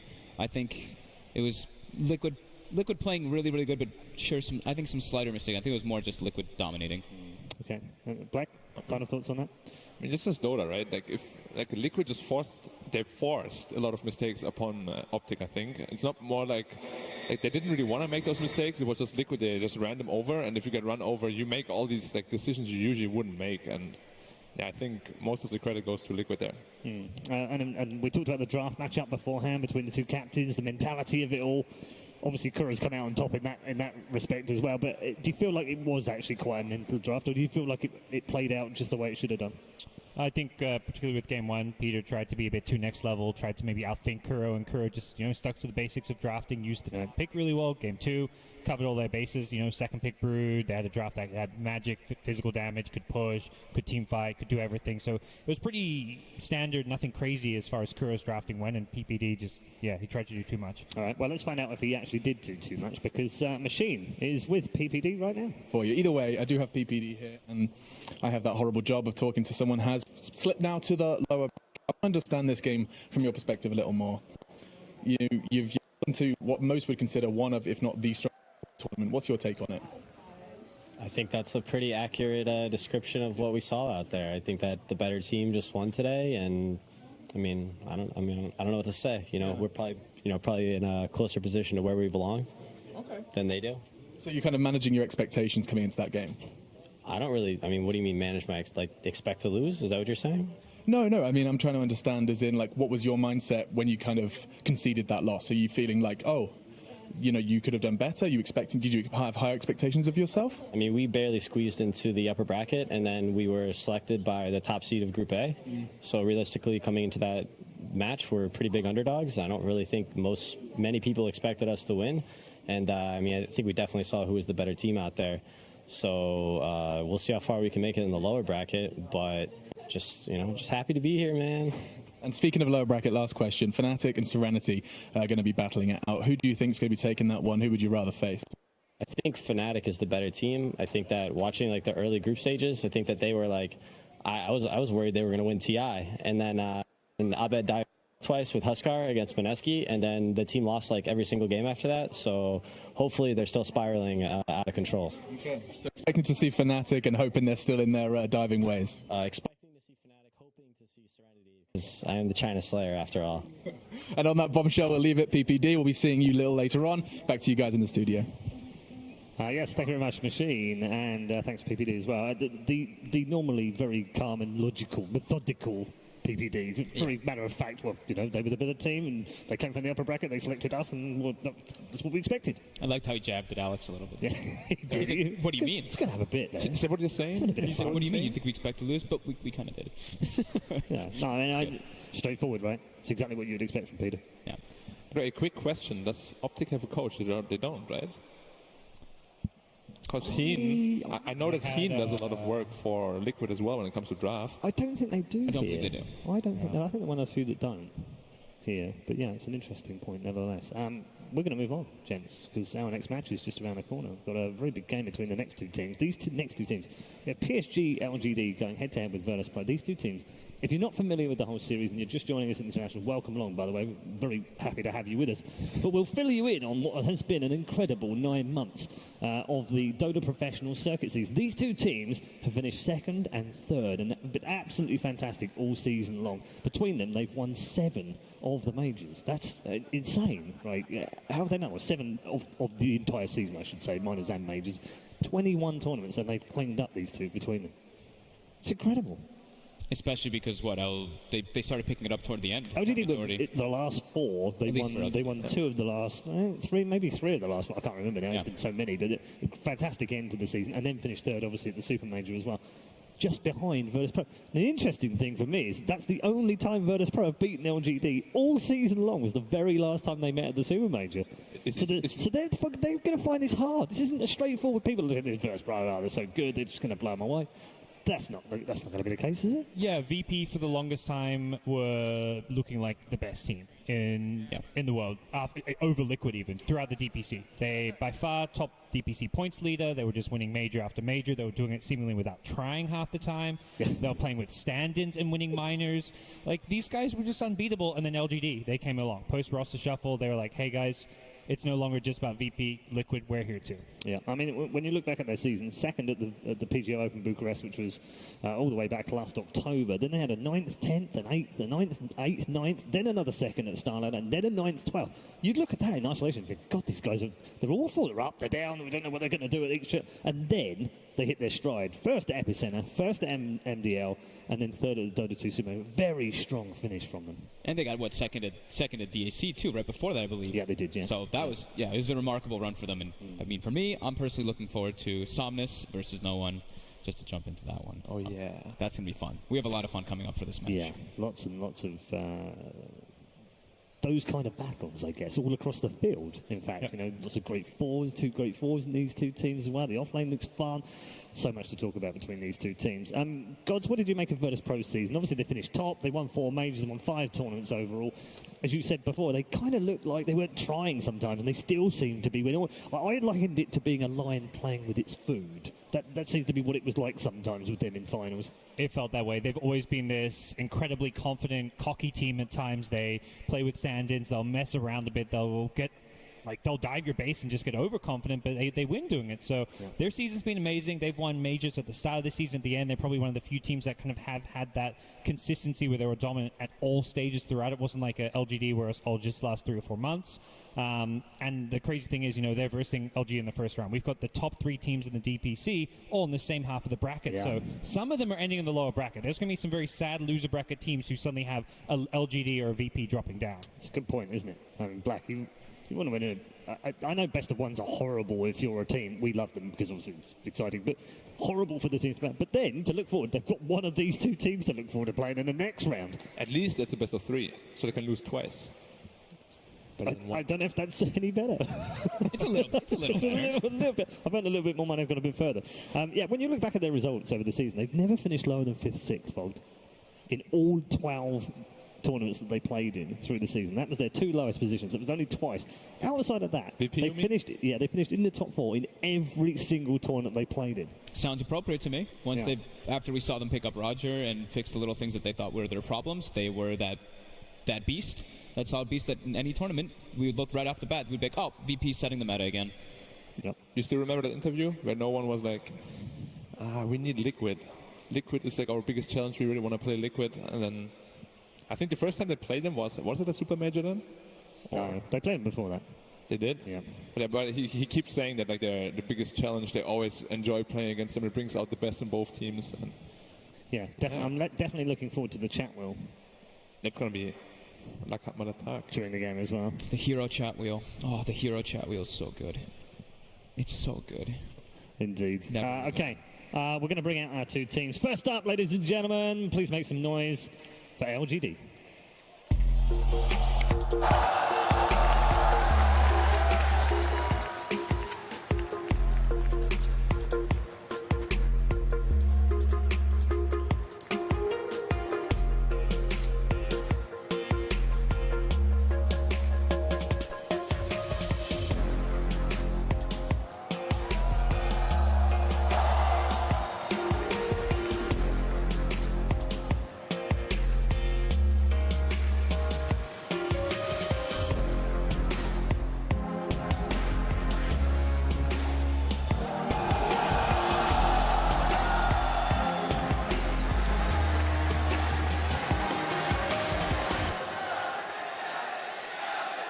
There we go then, two legendary brands clashing together to form Paris Saint-Germain LGD Gaming. They await their opponents, who are also on their way to the centre of the arena. Virtus Pro, everyone.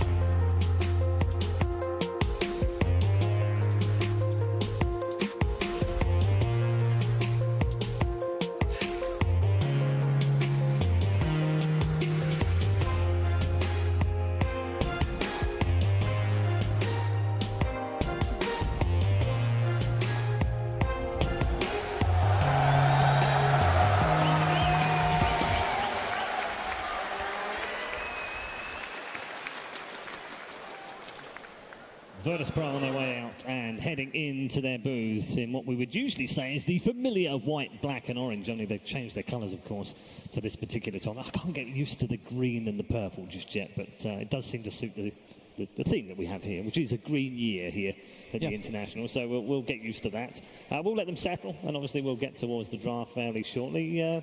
LGD first up. Do you know what? Why don't we just get some words from them, and then we'll have your thoughts on LGD. So let's check in with PSG LGD.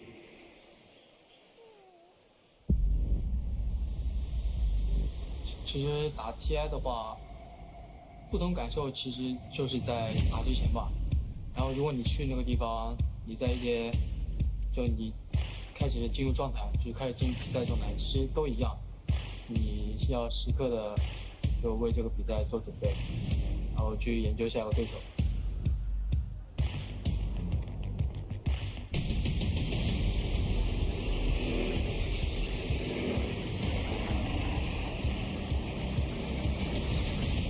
大家感觉在一起进步啊，就配合什么的都比一开始要好很多。他虽然是我们这个队长，他平时在队里是怎么帮助我们作为一个队长做？说实话，在你说之前，我都不知道 F1 是队长，是没什么特别的吧？可能我只是算名义上一个队长吧，就是可能年纪最大吧。 ME 游戏内的话，它是一个比较可靠的一个 carry， 就它前期会 boss 发挥比较少，那中后期就会站出来撑着那场面，带我们打。不管是游戏还是生活，都是那种会很开朗的，就是会去积极的沟通，然后去想赢的办法。常宇哥就平时话很多，就。 比较搞笑。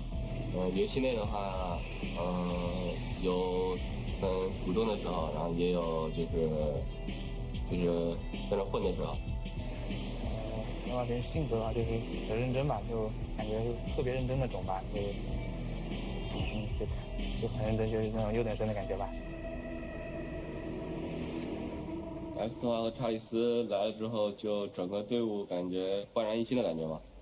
就大家干劲儿也都比较足，很恰吧，就是大家感觉很相近啊，什么想法什么都很相近，就是这一个队伍是最重要一点嘛，就是非常的相似的来，然后游戏对游戏的理解也都很接近，就是所以我们进步的很快。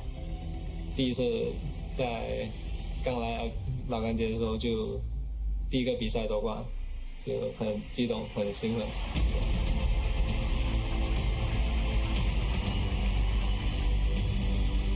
就肯定想象过拿田为一嘛，因为想的是到时候什么姿势，有什么表情，就可能想象其实没什么用嘛，就还是要付出一些实际的东西。哎，就是最好的，就是最棒的嘛。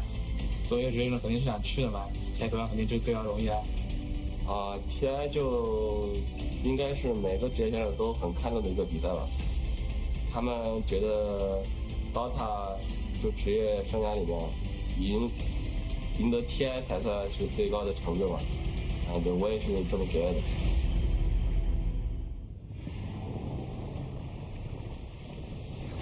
There is no doubt about it. Those boys from PSG LGD are gunning for glory. All of the memes, all of the streaks, all of the curses are all on their side. But it means nothing unless they can't get past Virtus Pro. They want to stay in this top part of the bracket. I actually have something curious I want to know, and you might have it, but I was looking at the ages pop up under their names. Yeah. Like how old they are. Are they the youngest team? They've got, I saw 19 to 20-year-olds. They do have some youngsters They seem on the to team. be... Yeah, that's kind of cool. And then They VP made the have point, older. didn't they? They were talking about how it felt like it's more harmonious now. The fact that they've got Chalice and X-Nova on it, but it's also made a difference in their results as well, isn't it? Immediately too. It was like right after they joined, they were off winning Epicenter after getting second place at TAC. Then they go on to win MDL as well. They were winning tournament after tournament. And when they weren't at Super Major A, they're still getting third place behind VP and Liquid. So they've been dominant and consistent. Yeah, I mean, someone said to me actually in the hallway on the way out here, I think these two are probably the biggest impacts on any of the teams. I think only Roger, maybe, you could argue, going into a winning team already. But, I mean, he immediately won Katowice. I think they won 2 majors back-to-back after he joined as well. So that's a big impact. But as 2 players joining a team, totally changing the team, that's got to be the biggest impact of the season. Definitely. I really wonder if maybe it is because something like that. They've got this new blood, these young players, and they're just like, they get kind of like revitalized from it. They're like, oh, we've got our usual older crew, but then, bam, we get these new younger bloods, and they kind of bring back this harmony that they wanted to have initially when they made that roster with FY offlane. Black, you've played in China, obviously. You've played with a couple of these players in the past as well. So what is it that's rejuvenated them? Is it the young blood? Is it a chance at a title finally after trying for so long? Well, it's always hard to say. When like a new player joins, he has like a lot of new ideas, a lot of new ways to play the game. And if 2 of them join, of course, it doubles. And I mean, it's always like a mixture. It's like a gamble. Yeah. Maybe it works, maybe it doesn't work. Because it can be messy, can't it, as well? Exactly, yeah. For them, it seemed to work out like perfectly. And props to them. It was really good. Yeah. Have you managed to speak to any of your old mates? I spoke to FY a bit and his wife. Yeah. But other than that, not really. Okay. Is he still hungry? Does he still want one of those titles? Oh, for sure. I mean, he hasn't won a TI yet, so he's definitely hungry for one. Maybe if he wins one, like I'll talk to him again. How's everything looking after that? But for now, he's definitely very, very hungry. Yeah. And back in his familiar position as well. We were talking about this before. Players moving around and playing in different positions. He's much more comfortable again. So much more comfortable, yeah. I didn't want to overplay it, but at the same time, you're kind of like, it was very different. Yeah, I think it just changed the whole dynamic of the way the team worked when he was playing offlane. When he gets to play support, it was totally different. It was great. Yeah. And Chalice, we talked about the impact they've had on the team being harmonious, but what have you made of his performances? Because at times, it doesn't look like this is a new kid on the block at all. This looks like an established veteran. He's not super flashy, but he's very consistent, very good, knows his role, does his job. And I think watching that video there, the thing I learned is that this guy just brings some fun to the team. You need to get along. You saw that with Liquid, GH and Miracle, how much they're bonding and being buddy-buddy. He's the guy who seems to be laughing and making jokes. Oh, FY, he's the captain? What? No, that's not true. I just learned that. So, I mean, I think he's actually very important for that. All right, okay. Ladies and gentlemen, it is time to start our second upper bracket quarterfinal of the day. Virtus Pro versus PSG LGD. Game 1. Here we go then, draft incoming for game number 1. Best of 3, of course, a reminder for you. Winner goes through to the top 6 to play Incredibly, last season's champion, which would Team Liquid. So the top 3 teams in the Dota Professional Circuit season that have taken 9 months to complete will end up with 2 of the top 3 teams placing against each other in the semi-finals of the upper bracket. All that ahead of us, though, as we head into this first draft. Fault. 2 teams, 2 styles, 2 very different drafting styles as well. What are you expecting? More of the same from the groups? Do you think LGD have got something up their sleeve? I think we'll see a little more of the same from LGD. I felt when I was watching the games in the group stage of VP, I felt they were holding stuff back. Okay. Do they not give you that impression every time, though, Gods, in every tournament we've watched them in? Yeah, even from the very start, they were like first picking Brood and stuff. It felt like it's almost like if we can win with the first pick Brood, everyone's going to start banning it against us because, you know, they're going to be scared of us. They're going to be scared of what Ramses can do with this hero, and it just constantly puts this worry in your mind when you can just pick heroes in places where they shouldn't be getting picked. And you say that, and let's look at those opening bans. Yeah. Well, I think it's particularly bad when the other team has first pick because they get that second pick Brood immediately into some bans. It just seems like what we saw just now in Game 2 with Liquid. Ban it out if they have first pick. And they even had a good hero to deal with it too. But it didn't work out for them. No one has played 13 different heroes, by the way, in the group stage. Out of 16 games. Out of 16 games. Ooh, so Venge and Marana are left in the pool. VP, they take Tiny, though. Which is one of the ones that no one's played. But then Pasha's also played it 3 times during the group stages. And they haven't run it as a support. Yeah. It's about the only thing they haven't done with it. Fairly safe opening? You okay with that? Yeah, I mean, Doesn't reveal too much? A lot of positions, very strong hero, very versatile hero. Definitely fine with that. He feels really good versus like the meta where we've gone away from the traditional carries. We pick these ranged carry, semi carries that he can actually burst down, and that's a first pick draw. Is that the first time? No, I think we've had a couple. We've had a couple of first pick draws. Draw Venge. I think we had one where Liquid did where they had his first 2 draw and then they finished with an Alchemist. Or I think one team did that. Maybe it was PSG LGD. I can't remember.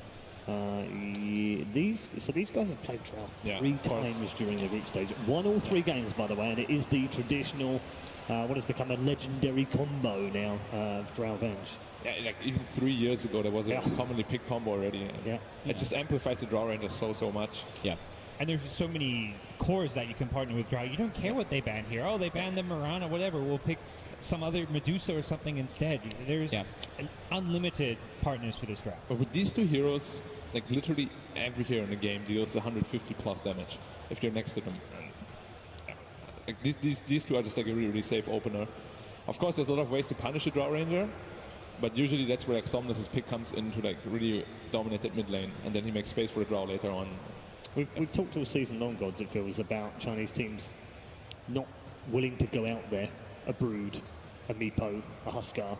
If there's one team that will do that, it is this team, though. It is LGD. They played a Huskar in the groups, for instance. They're definitely less predictable than, for example, Newbie, who for the longest time, just opened Naga Disruptor.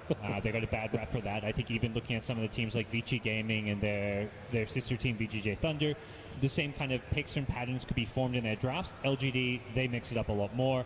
They're much more versatile, and I think a big part of that is just the core players they have being willing to play a lot more different heroes. Yeah, you look through maybe heroes from the group stage. Lina 3 times, Tiny 3 times, Storm Spirit in there. There's an Alchemist, a Huskar, a Queen of Pain, a Zeus, a Clinks, Necro, and a Leshrac as well in there. That wasn't picked all that often in the group stages. So plenty of flexibility.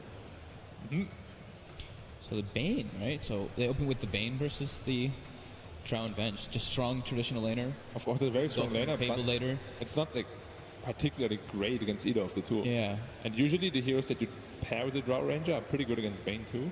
Maybe to set up like for the ganks on split pushing in situations, right? Because you're playing versus a Drow lineup. Eventually you'll have some ranged guys splitting. Yeah, but even then, just as a Drow, you activate your aura and your creeper split pushes for you already. Yeah, it's pretty interesting to see VP go for that. Yeah, one of Solo's most played in the group stages alongside Silence and of course the Venge, which is already gone. So the 4 bans that came out are completely understandable. Makes a lot of sense. Yep. Nothing out of the ordinary. The Spectre PL, I mean, if they're running Drow Ranger, you don't want these gap closers to just get on top of you instantly, and if these heroes take it to the late game, which you don't really want to as a Drow. There is one more, though. Phantom Assassin. is really good against the Draw Ranger. We have not gotten a lot of PA here, though. We have not. And the Necro kind of takes care of our PA too. Yeah, well, that's not coming out anymore, is it? Never mind. Back to the drawing board on that one. Yep, take that back. Good Necro pick.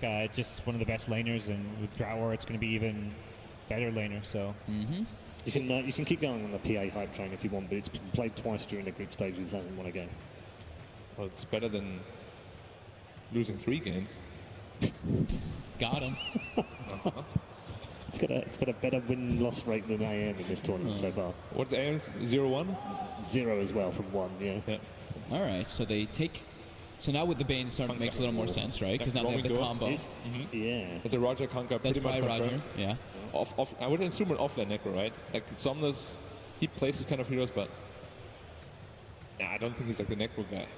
He's more like the Storm Spirit kind of guy. yeah, it's kind of left open if they want to run it mid for whatever reason when you get to that last pick of the draft. But they do have the last pick anyway. Yeah. So usually the 10th hero is the hero that really goes well with the Draw Ranger.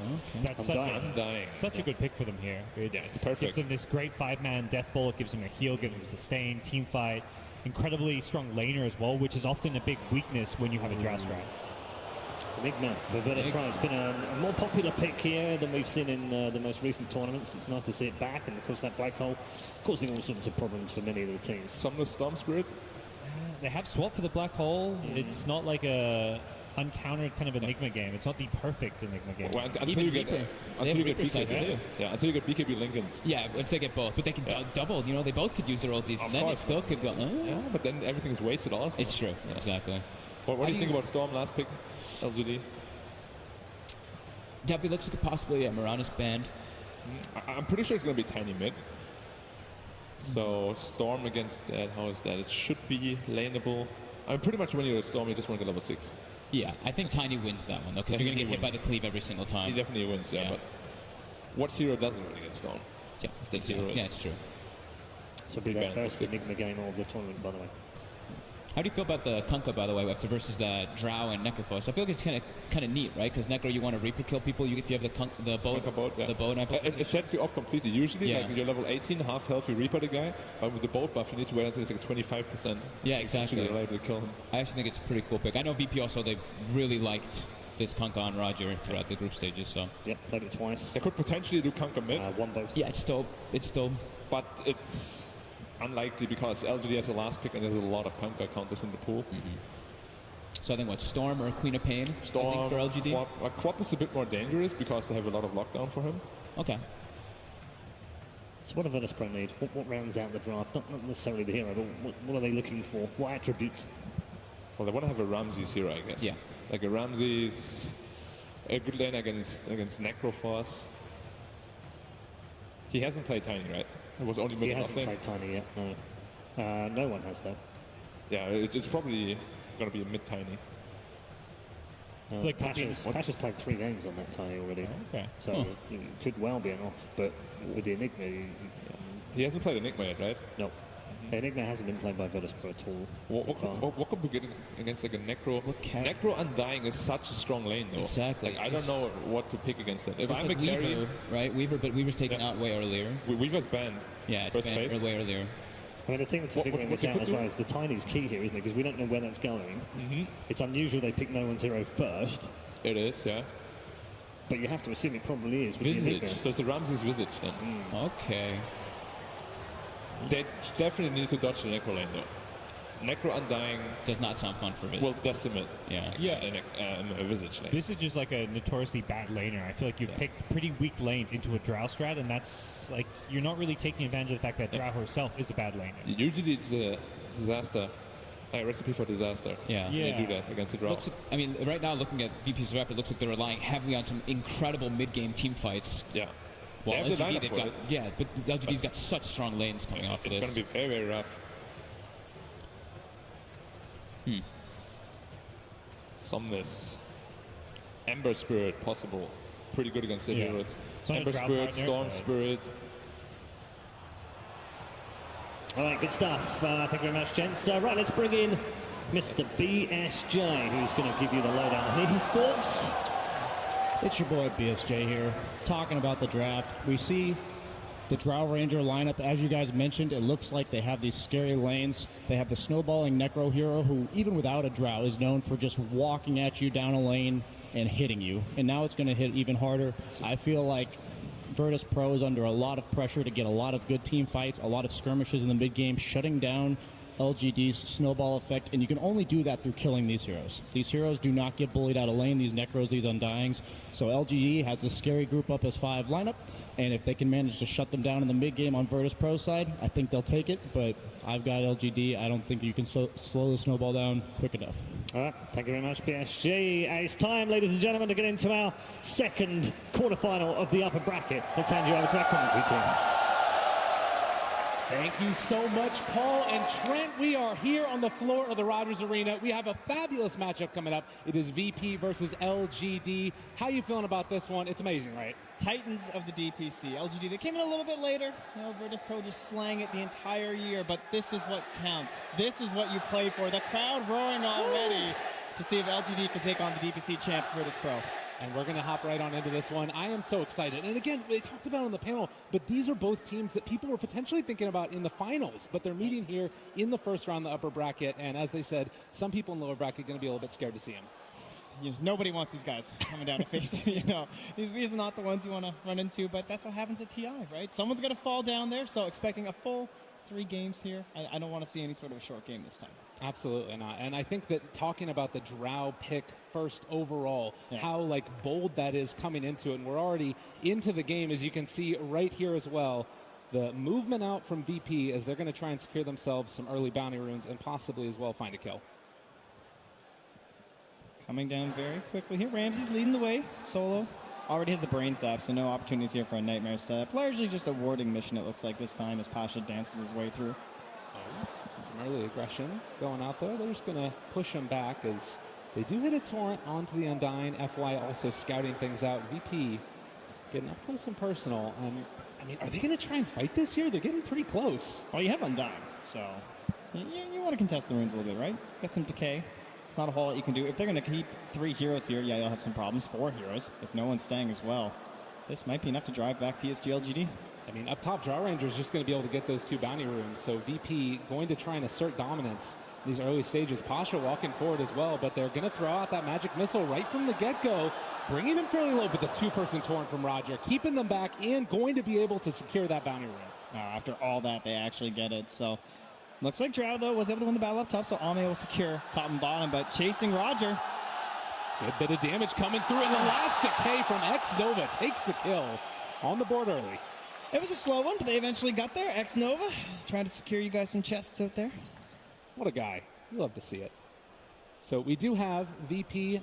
It's going to be the Tiny versus the Storm Spirit in the mid lane. Gonna have to watch for those early glyphs, how they use it there to try and secure the CS and also mess with the opponent mid as well.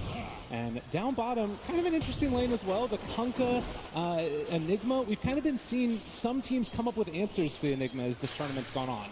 Yeah, it feels like a lot of teams are just trying to focus down the Eidolons as much as possible. Makes sense. The Enigma in lane, he just wants to bully you as much as possible. Use those Eidolons to get all of the denies and try and starve out your lane. Absolutely. And you can see here already just the pressure coming in. It is actually going to be the Necrophos and the Vengeful Spirit. And as they start to throw out those death pulses and just tear apart the Eidolons, this is the problem that we've been running into. Even if you get some denies, that's still a decent little bit of gold, and then they just push VP back. Yeah, at the same time, that does cost you, right? They're largely ignoring the wave they chase down, but X-Nova, a bit of trouble. Yeah, stuck over there in the trees, the Grave Chill. He's trying to survive with the decay and is fairly tanky, but eventually, he actually lives. VP not able to get on the board there. Oh, so much value. Like, they're spending so much right there. Trying to take down this Undying who's already low on mana. He just walks back home. So again, down bottom, the pressure coming in. They're throwing out those wave of terrors and trying to push VP back underneath their tower. As already LGD feeling pretty comfortable. They're actually going to find the Nightmare up in the top side, though. And with TP's starting to rotate in, VP very far forward, and FY going to put the kibosh on that. Yeah, the creep's chasing Ramses here. Might be hard to find a TP out, so he's just going to try and go for the run. Well, they do not have mana for Magic Missile. They get it now with the sticks, trying to chase. But with the Grave Chill, he's just going to be able to run away. Yeah, Ame's way too into the creeps right now, so allowed to escape that time. And so far in the mid lane and down bottom as well, actually, Malefice. Okay, there's action happening all over the place. Trying to chase this guy down here. They do manage to find the Torrent, and Chalice punches. He's going to go down as well. Finally, they find themselves a kill. They almost got one mid 2 as well onto Maybe, but he was able to just narrowly survive the punches of no one, salve his way back up, and going very well. I mean, he's ahead right now. Last hits on the lane, still has a couple of creeps sitting there with him. And this is a lane that you're not really expecting to do this well in as the Storm Spirit. Yeah, you'd love to be able to get off to a hot start there. I mean, it's not really the type of lineup that's going to rotate that early. It feels like you kind of need to be able to secure the advantage because of the strength of the LGD lanes coming out. So we're probably going to see this remain as just a 1v1 in the mid for the foreseeable future. And how good is that for LGD going forward if Storm's able to have a decent game? Definitely the key element of this lineup, right? You're trying to transition that net worth that you gain from going in the mid lane into a snowballing lead. And Storm Spirit's able to do that. Like, what kind of counters do you have against Storm here? The Bane's going to be under-leveled by the time he's first rotating. You don't really have that much control without committing these big ultimates, so there's certainly an opportunity for Maybe to take this one over. Has that new Immortal as well from the craft that was recently released. Love to see it. And, well, 3.5 minutes in, it's already just a slight lead into the favor of LGD. As bottom lane, they have found themselves the Enigma. Pasha taking the punches, but it does look like he's just going to be able to walk away. But again, it's a very strong lane down here bottom for LGD. Yeah, the denies are still still racking up though for Pasha, so not a total loss here. You know, trying to deny some levels. Only level 3 on the Necrophos right now, 2 still for FY as they race for this rune. Oh, it is an Invis. That's play, but the magic missile, can you pull him back? They get the deny. All right, FY feeling good about himself. Yeah, that would have been really nice for Roger. Might be able to open up a kill onto Maybe before he hits 6, but now going back to the lane, knowing that rune's been denied, he can farm safely both in the lane as well as in the jungle, and should be a free path to 6 here for him now. Okay. Well, coming up close to that 5-minute mark where Bounty Rune's going to spawn, and we'll see who it is that's going to be able to take down the early gold lead that those provide you. As far as this bottom lane goes, though, it does look like they're trying to get that pull off. They're able to get the creep wave pulled back underneath the tower with the Eidolons there as well, as X-Nova contesting for the other pull as everybody's just getting in position for these bounties. Yeah, interested to see what Pasha wants to do in terms of itemization. How much does he want to match up with the Helm of the Dominator that'll come out from his Visage in terms of early game pushes solo? The ultimate rune secure in the Bane, but there's no one else to back him up, so X-Nova grabs the other. And very nicely timed bottom for VP to actually get both there, manipulating the creep wave using the Eidolon, so they'll be pushing into that Radiant Tier 1 and secure both bounty runes. So it does really kind of feel like we're just sort of building up to this timing when we're eventually getting to get level 6 on the heroes, the early rotations. Where do you think we might see those first movements across the map by these teams? Well, I think ideally you wanted the kill on the Maybe, like some sort of an X play in the mid lane, but because of the way this lane's been going bottom, they haven't gotten, they got 1 kill in the lane so far for Roger, so there's no jump in experience or anything. Hard to get that second point into the X, so that makes it difficult to rotate mid, and the rune deny was just so important, so everything feels just kind of stalled out every time one of those runes gets denied like that, and we just kind of sit here because all the denies in this lane, everyone's just so low, like full-on dual lanes, level 4, level 3, level 4, and level 3 for FY. A nice torrent there as well. They're going to throw out the Malefice onto Chalice, trying to bring him down. He does have 5 sick charges as well as that Ghost Shroud, but the turnaround is going to be there, slowing Roger for the moment. But again, you see, they're not even trying to focus the Kunkka. They just want to take down these Eidolons. Yeah, it's just more gold for your side. More gold, more experience. A torrent under tower is sometimes scary, but they have a whole creep wave here. Roger does have an X, though, and we'll find Chalice again. Just messing with them. Yeah, you saw the ping there from Roger, like, you guys want to go? You know, maybe no one rotate or something, but his TP's in his backpack as well, plus doesn't want to necessarily leave Storm alone like that, and maybe has a haste rune too, so not very easy for no one to make any rotations at the moment. Big rune pickup for him. We'll see what he decides to do with it. If maybe he wants to look for a kill. He's got great timing here. He's going to be able to get to the shrine. He can get a stack off too. And pushing that wave out, won't even miss too much in the mid lane. Again, just a battle of farming early on here. Only 1 kill apiece, 7 minutes into it.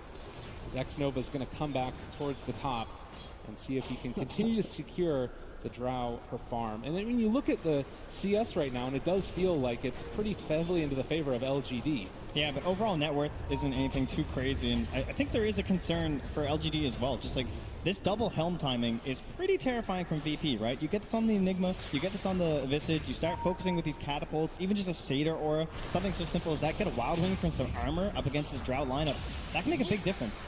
Maybe going in on no one, thinking about chasing forward for more, and he does still have that haste rune, but with the rotation in from Solo, it becomes a lot less palatable and will retreat as well.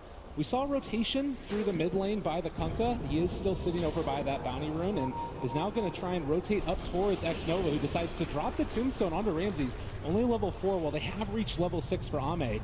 And as they bring in the rest of them, it looks like they're just going to try and farm up this tomb. They actually get the Nightmare onto 1. X-Nova kind of in no man's land. It's a 3-man decay, though. And as they chase forward for more, they're able to find that torrent, get the kill, and Ramses able to walk away as well.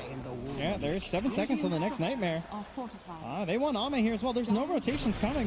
Oh, good gust there, but might be in a little bit of trouble now as they chase him down further. The toss forward, they throw out the tree, every dang thing, and instead they're actually going to turn now onto no one. FY trying to chase him down. They pop a regen rune, and then the jump in, coming from Maybe. He wants to find him, able to get the kill, and now chase for more. He's going to have so much mana here. In just a second, they spot out Ramses, but instead they're going to turn to Solo, dodging everything. He can't even braid sap him as they take down Solo as well. Oh, he has at least lost the regen rune for now, and the Wave of Terror on CD, they weren't able to scout anyone else out. But excellent rotations there. They came a little late, you know, LGD just kind of baiting in VP longer and longer, because VP, they head that ward over the tower, so they kind of see, like, guys, no one's coming. Dive this Drow Ranger, but... Oh, and Chalice finding Pasha in the trees, able to get... Oh, the Nightmare! Can they walk away? I think he actually might be able to survive through this. Oh, great play coming in from the captain. Iron Flail his way back to the base safely, and Roger will clean up a little bit of this lane here, try and get him in towards level 6. Both him and Solo in desperate need of the tome right now as PSG LGD force down that top tower. They will get the early edge here with a 3k gold lead heading into the 10-minute mark. And this is something that, I mean, again, you talked about wanting to go into that double helm. I mean, how worried are you right now at this point if you're VP, the fact that that hasn't really come online yet? I'd say pretty worried. Things aren't looking too good. Storm Spirit has an excellent start. He's top of the last hits. He's top of the net worth by a very good margin. And if he secures another good rune like this at the 10-minute mark, it could just be another round of kills. And look how aggressively Ame's farming, just taking away some of this territory of Virtus Pro. Yeah, it's so nice because you know that you have this hero behind you, this strong hero in the Storm Spirit that can come and follow up and possibly find a kill. And that's the rune they wanted, a DD top secured there. As X-Nova will just hang around it with the tombstone just in case, and maybe he'll just be waiting for his moment now. Yeah, whenever there's an opportunity to strike forward, they're going to likely take it. X-Nova not the best at controlling Tiny. They're bringing Roger in as well to secure that no one does not get dove here. But the rotation coming pretty soon. They have a gust available as well as a magic missile, and actually just going to go for the slow right at the start. The DD's there, taking down Dominus, very low HP, but they are able to kill off no one. And now looking for Roger as well. It just happens so quick. 5 armor reduction there coming in from FY. And then you're jumping on top with a DD rune onto his 0 armor Storm Spirit, or Tiny, but you know, he's got 5 armor right now from his ulti, and that's it. And just look at this, all top net worth right now into the favor of LGD. They're moving around the map. They're taking down these tier 1 towers. VP need to come up with something quick. There's so much pressure on this first black hole and ship combo right now. And control over the Roche Pit looks pretty good for the side of PSG LGD 2. You've got the Tombstone, you've got vision control from the Wave of Terror, and Storm just zipping in, not caring about terrain. You know, if it's spotted by Virtus Pro, maybe that's the moment they could find. If LGD try and go for it a little bit too early, it is a great terrain to try and fight with the black hole and the ghost ship, but you know they're going to be playing very cautiously and opting for pickoffs before they want to commit to a Roche. Well, and we did see also just a second ago the tome picked up by the Kunkka. He's now level 6. You have the black hole up and online, and this is the smoke play that they need to go for. This is how you get back into a game right now. Aggressive Vision is scouting out near the shrine, but they're very grouped here. In fact, there might be a smoke from the Radiant side too. Considering it, looks like X-Nova just going to put down the sentry. Ward instantly spotted. And while that's happening, instead, they're going to try and go for a different target. He pulls out the smoke now, though. Oh. So they're thinking about wrapping around here from LGD. It's going to be pretty quick, though. It's Ame. Might be found here. But look at how well he's farming. Like earlier, it was farming aggressively, and we'll see if Roger can get into range to find him with those 3 points in X. It's a really good initiation range. The Gus does end up hitting, but this still is going to connect with the boat, and now they're TPing in the rest of the heroes, but Drow's already dead. Chalice, bold as brass, just walking forward, but they're going to Nightmare and run away.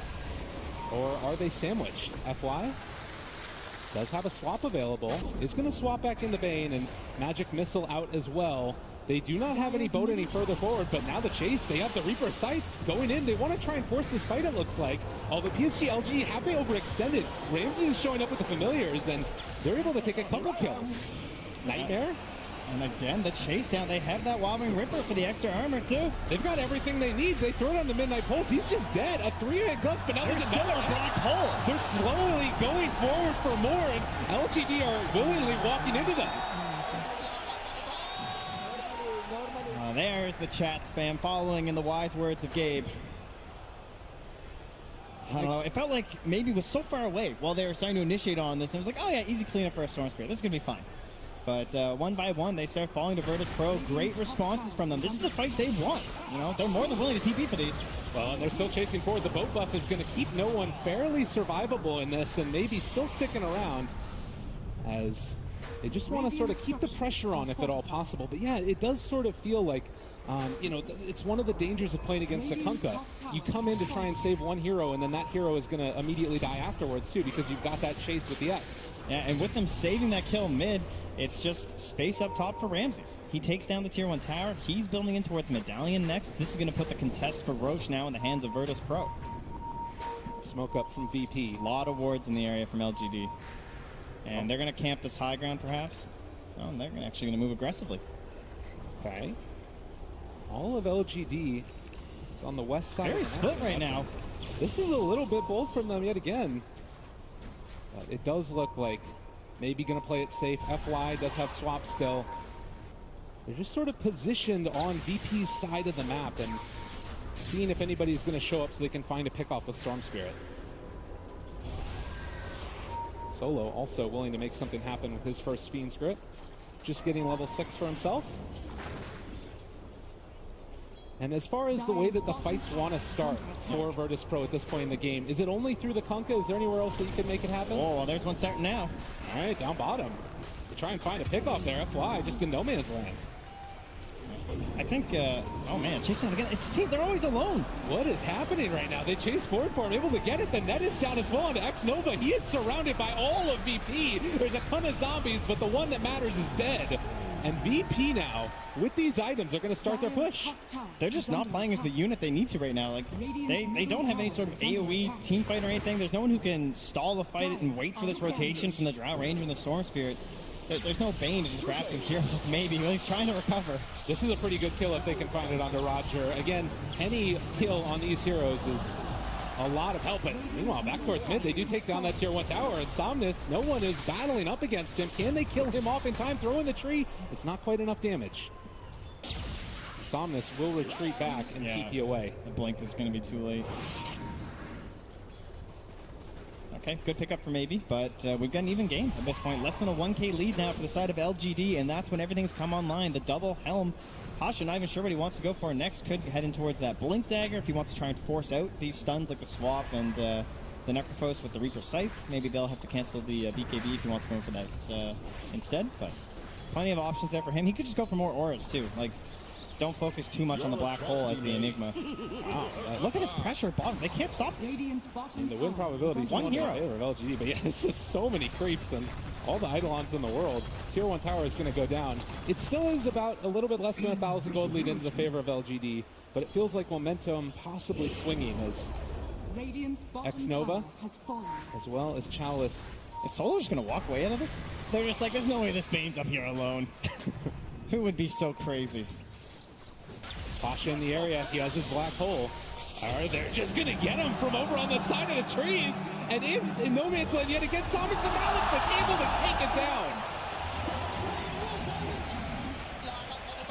And now they're chasing after no Storm Spirit. Oh, the blink, no one with the reactions, able to get away. There was a Sentry Ward down, but now the boat coming in as well. They swap in one, trying to keep him alive. The Reaper's Sight not enough because of the boat buff, and now seeing if they can kill off FY. The wave tears through as well. No one trying to run. He tosses him over to his ally, Pasha. They find themselves another kill. Ramses with a double.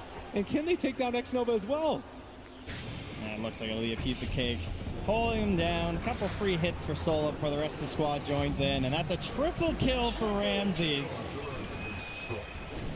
Well, 6-13 after the kiss, and a 1,200 gold swing as well. Feeling quite good now after the last couple of minutes for VP. I mean, the Storm Spirit still has to be considered an issue, though, right? Yeah, for sure, but I mean, he's so slowed down now. He's barely ahead of the Visage that he was once dominating. As we watch the replay here, it's like, oh yeah, some free creeps. That's a lot of gold. But he'd already lost almost a third of his HP before Pasha even showed himself. Wow, and again, the Malefice at the end there just to secure the kill. And look at the respect from Pasha there, too. The fact that he used the Black Hole before even dropping the Midnight Pulse. Right. Yeah, very, very clutch play there. And man, no one. That status resistance, baby. Barely able to live through that one. Combination there. He just walks out of the scythe. Doesn't even care. But smoked up now. They're leading once more with Solo. No Fiend's Grip, but they're looking to secure up this Roche area as PSG are already in the neighborhood. Down to about half HP, looking for an initiation. Solo might realize what's happening. They're going to throw in the torrent. They see everybody. The boat, it might only connect onto one, but is it going to be enough? This looks bad. There's no Enigma. And of course, having used that black hole a little bit earlier, 80 seconds on cooldown, they are not going to be able to contest. So a big win there for LGD securing Roshan. Yeah, definitely proving they're not shook quite yet. Get inside the pit, stay focused on the fact that without that black hole, they're not that scary of a squad. And take a much-needed objective there. So this is going to allow Maybe to play very aggressively in these engagements. The last thing he wants, though, is get picked off on the side. Even if they just lose the Aegis, that's going to feel very bad for them. Because I think they need this Aegis to take extremely good fights for them. And try and get themselves into a more secure lead, not just split pushing across the map. I mean, oftentimes people talk about being able to secure all the outer tier 2 towers. With the strength of VP right now, it feels like LGD can potentially do that, but I don't think that they're willing to back down from a fight if they have black hole. Yeah, the benefits they have is that no one hasn't quite finished up that Shadow Blade yet. That's going to be very threatening when it's done. But if they try and push into these tier 2s, there's so much split push that's going to come out. You saw what happened with just an Enigma. No one can do the same thing on these side lanes with the tree. One of the downsides of these supports from LGD, very strong in lane, the Undying and the Vengeful Spirit, but not the greatest outspam. Wave of Terror's gotten buffed a lot, but it's still not in the same league as something like a Rubik or a Coddle. But nonetheless, it is going to be, again, a lot of Virtus Pro grouped together, and it's going to be a Crimson Guard pickup for Pasha. Yeah, PSG LGD have already slowed their roll quite a bit here as well. No, and he's going to keep going fast, though. They find themselves X-Nova. They creep in the area, could have gone for the stomp, but they are just going to back out yet again, dropping the tombstone, secure the retreat. Solo? He's going to be able to get ran down now as well. Somnus in the Reaper's Sight. He is out of there for 45 seconds. That was Solo, assuming it was a full rotation from PSG LGD, trying to use a 5-man Aegis and thinking he could just steal the bounty runes. And he believes there's a ward there, but not quite. So Storm Spirit going back for this Bloodstone after the Kaya. We've occasionally seen Orchids as well. What do you think it is in this game that he's feeling like he wants to go for the Bloodstone? Well, he had the Orchid queued up, and wanted to jump on top of these guys, trying to help target down this Enigma as well. Thinking about this, but without everyone here, I don't think PSG LGD want to engage. The idea here, I think, is, again, just slowing that roll. Just kind of relaxing a little bit here, trying to get this Bloodstone up, and then win a couple fights from there and use that to then go right into the Orchid. You already saw, like, when they were struggling, if he doesn't get caught up by a black hole on the sidelines, like, he basically hasn't fought since that regen run, it feels like. You know what I mean? Like, kind of just been collecting farm around the map and securing themselves the runes. There is going to be an X. Somnus showing up now to this fight, and a good electric vortex, able to create a little bit of space. They're going to swap back up, but they do burn through that Aegis. The Soul Assumption making it happen, and Pasha so tanky. The black hole lands on a 3, and maybe coming back in. Can they turn this back around, though? They're already losing so many on VP, but they got the Fiend's Grip. They're able to take down the Storm Spirit through the Aegis the second time through. Zombies are absolutely everywhere on the map, but no one blinks in, trying to take down FY, and there's going to be the toss. There's going to be the kill. They buy back on the Undying as Solos continue to just be hampered in by all of these undead beings chasing him out. But Chalice, has he gone too far now as well? There's going to be another toss. The Ghost Shroud keeping him alive. They bring down Solo on the side. Oh, Ramsey's just barely out of mana there. Might have a chance to finish him off there, but this time VP were not able to focus on the Tombstone, and you saw the effect there on the Undying. Just able to help them win a fight that looked very dangerous from the start. In the end, it will be a network game for the side of Virtus Pro because of the buybacks, but they at least held their tower. They're going to hold on to their jungle for a bit longer, which is pretty important in a draft strat because you're always watching Alme just constantly rotating around this jungle, staying out of vision, and trying to boost up his allies as they go for the split push. And again, it's taking a look at this replay here. These little moments where it's so much initiation and counter initiation, and when maybe goes in and creates that chaos, anticipating he can find the kill, but they hold the black hole until after the Aegis. Yeah, at that point there was just nothing left in the tank. Oh, so well done. And again, it sort of just feels like two people slamming their faces into each other in these fights. I think that's the play for Virtus Pro, though. They don't want to give any sort of a reprieve right now to this draft strat. Try and keep the pressure up on top of them as much as possible.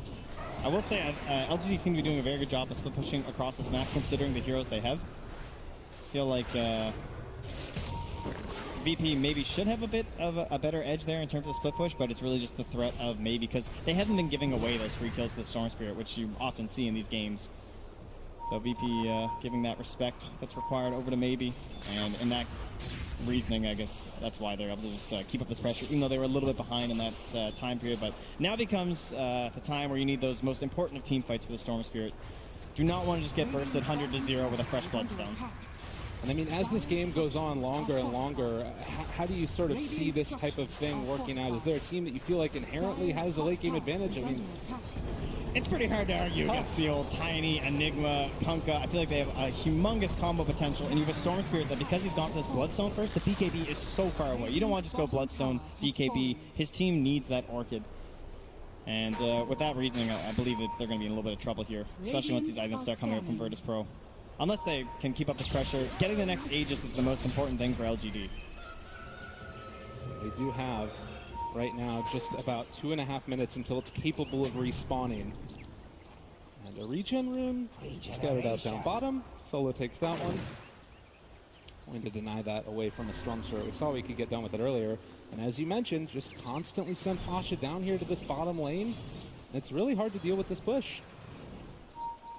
Yeah, he's basically just playing that kind of classic Beastmaster style that we saw for a while. He just built into a Crimson Guard, didn't focus too much on the black hole. He's just constantly getting Eidolons, using his helm to scout out around him, push the wave, and creating split push opportunities like this because they know that someone wants to answer this. Oh, no one has to go top. They got the grip. He went in with the DD, wanted to get some split push going to their own, but now he's going to get punished heavily. Solo able to punish the Storm Spirit, and how is his Bloodstone? 5-man rotation. I think VP have identified how they're going to win this game. They know what they need to do. Man, a crazy rotation, and Solo making the plays. Samus is back on the map quickly, but does not feel great about losing those charges. Yeah, I'm not sure how he wound up on the high ground against a Bane without an Orchid or something trying to go for that kill. Seems very greedy, and clearly he was punished for it. Oh, they're going to smoke right under this ward. They had full vision of that, just them milling around the trees, suddenly they disappear. Do they want to try and camp a high ground with the black hole? Do they want to try and bait someone on this mid wave? You can see Solo are drawing the lines here, saying they either went this way or this way. Where are we going to stand to try and break the smoke? It's Solo that's going to run into FY right at the start. They do get a swap there. Nightmares himself realizing, I don't want to be here anymore. And now the turn on to maybe Reaper's Scythe onto one. The boat's going to be there. It's onto two. But maybe does get out for the moment. Can they find anything else here? LGD hungry for kills, and Chalice chasing with all of these zombies around. They're going to try and escape. Pasha realizing everybody else has abandoned Chalice.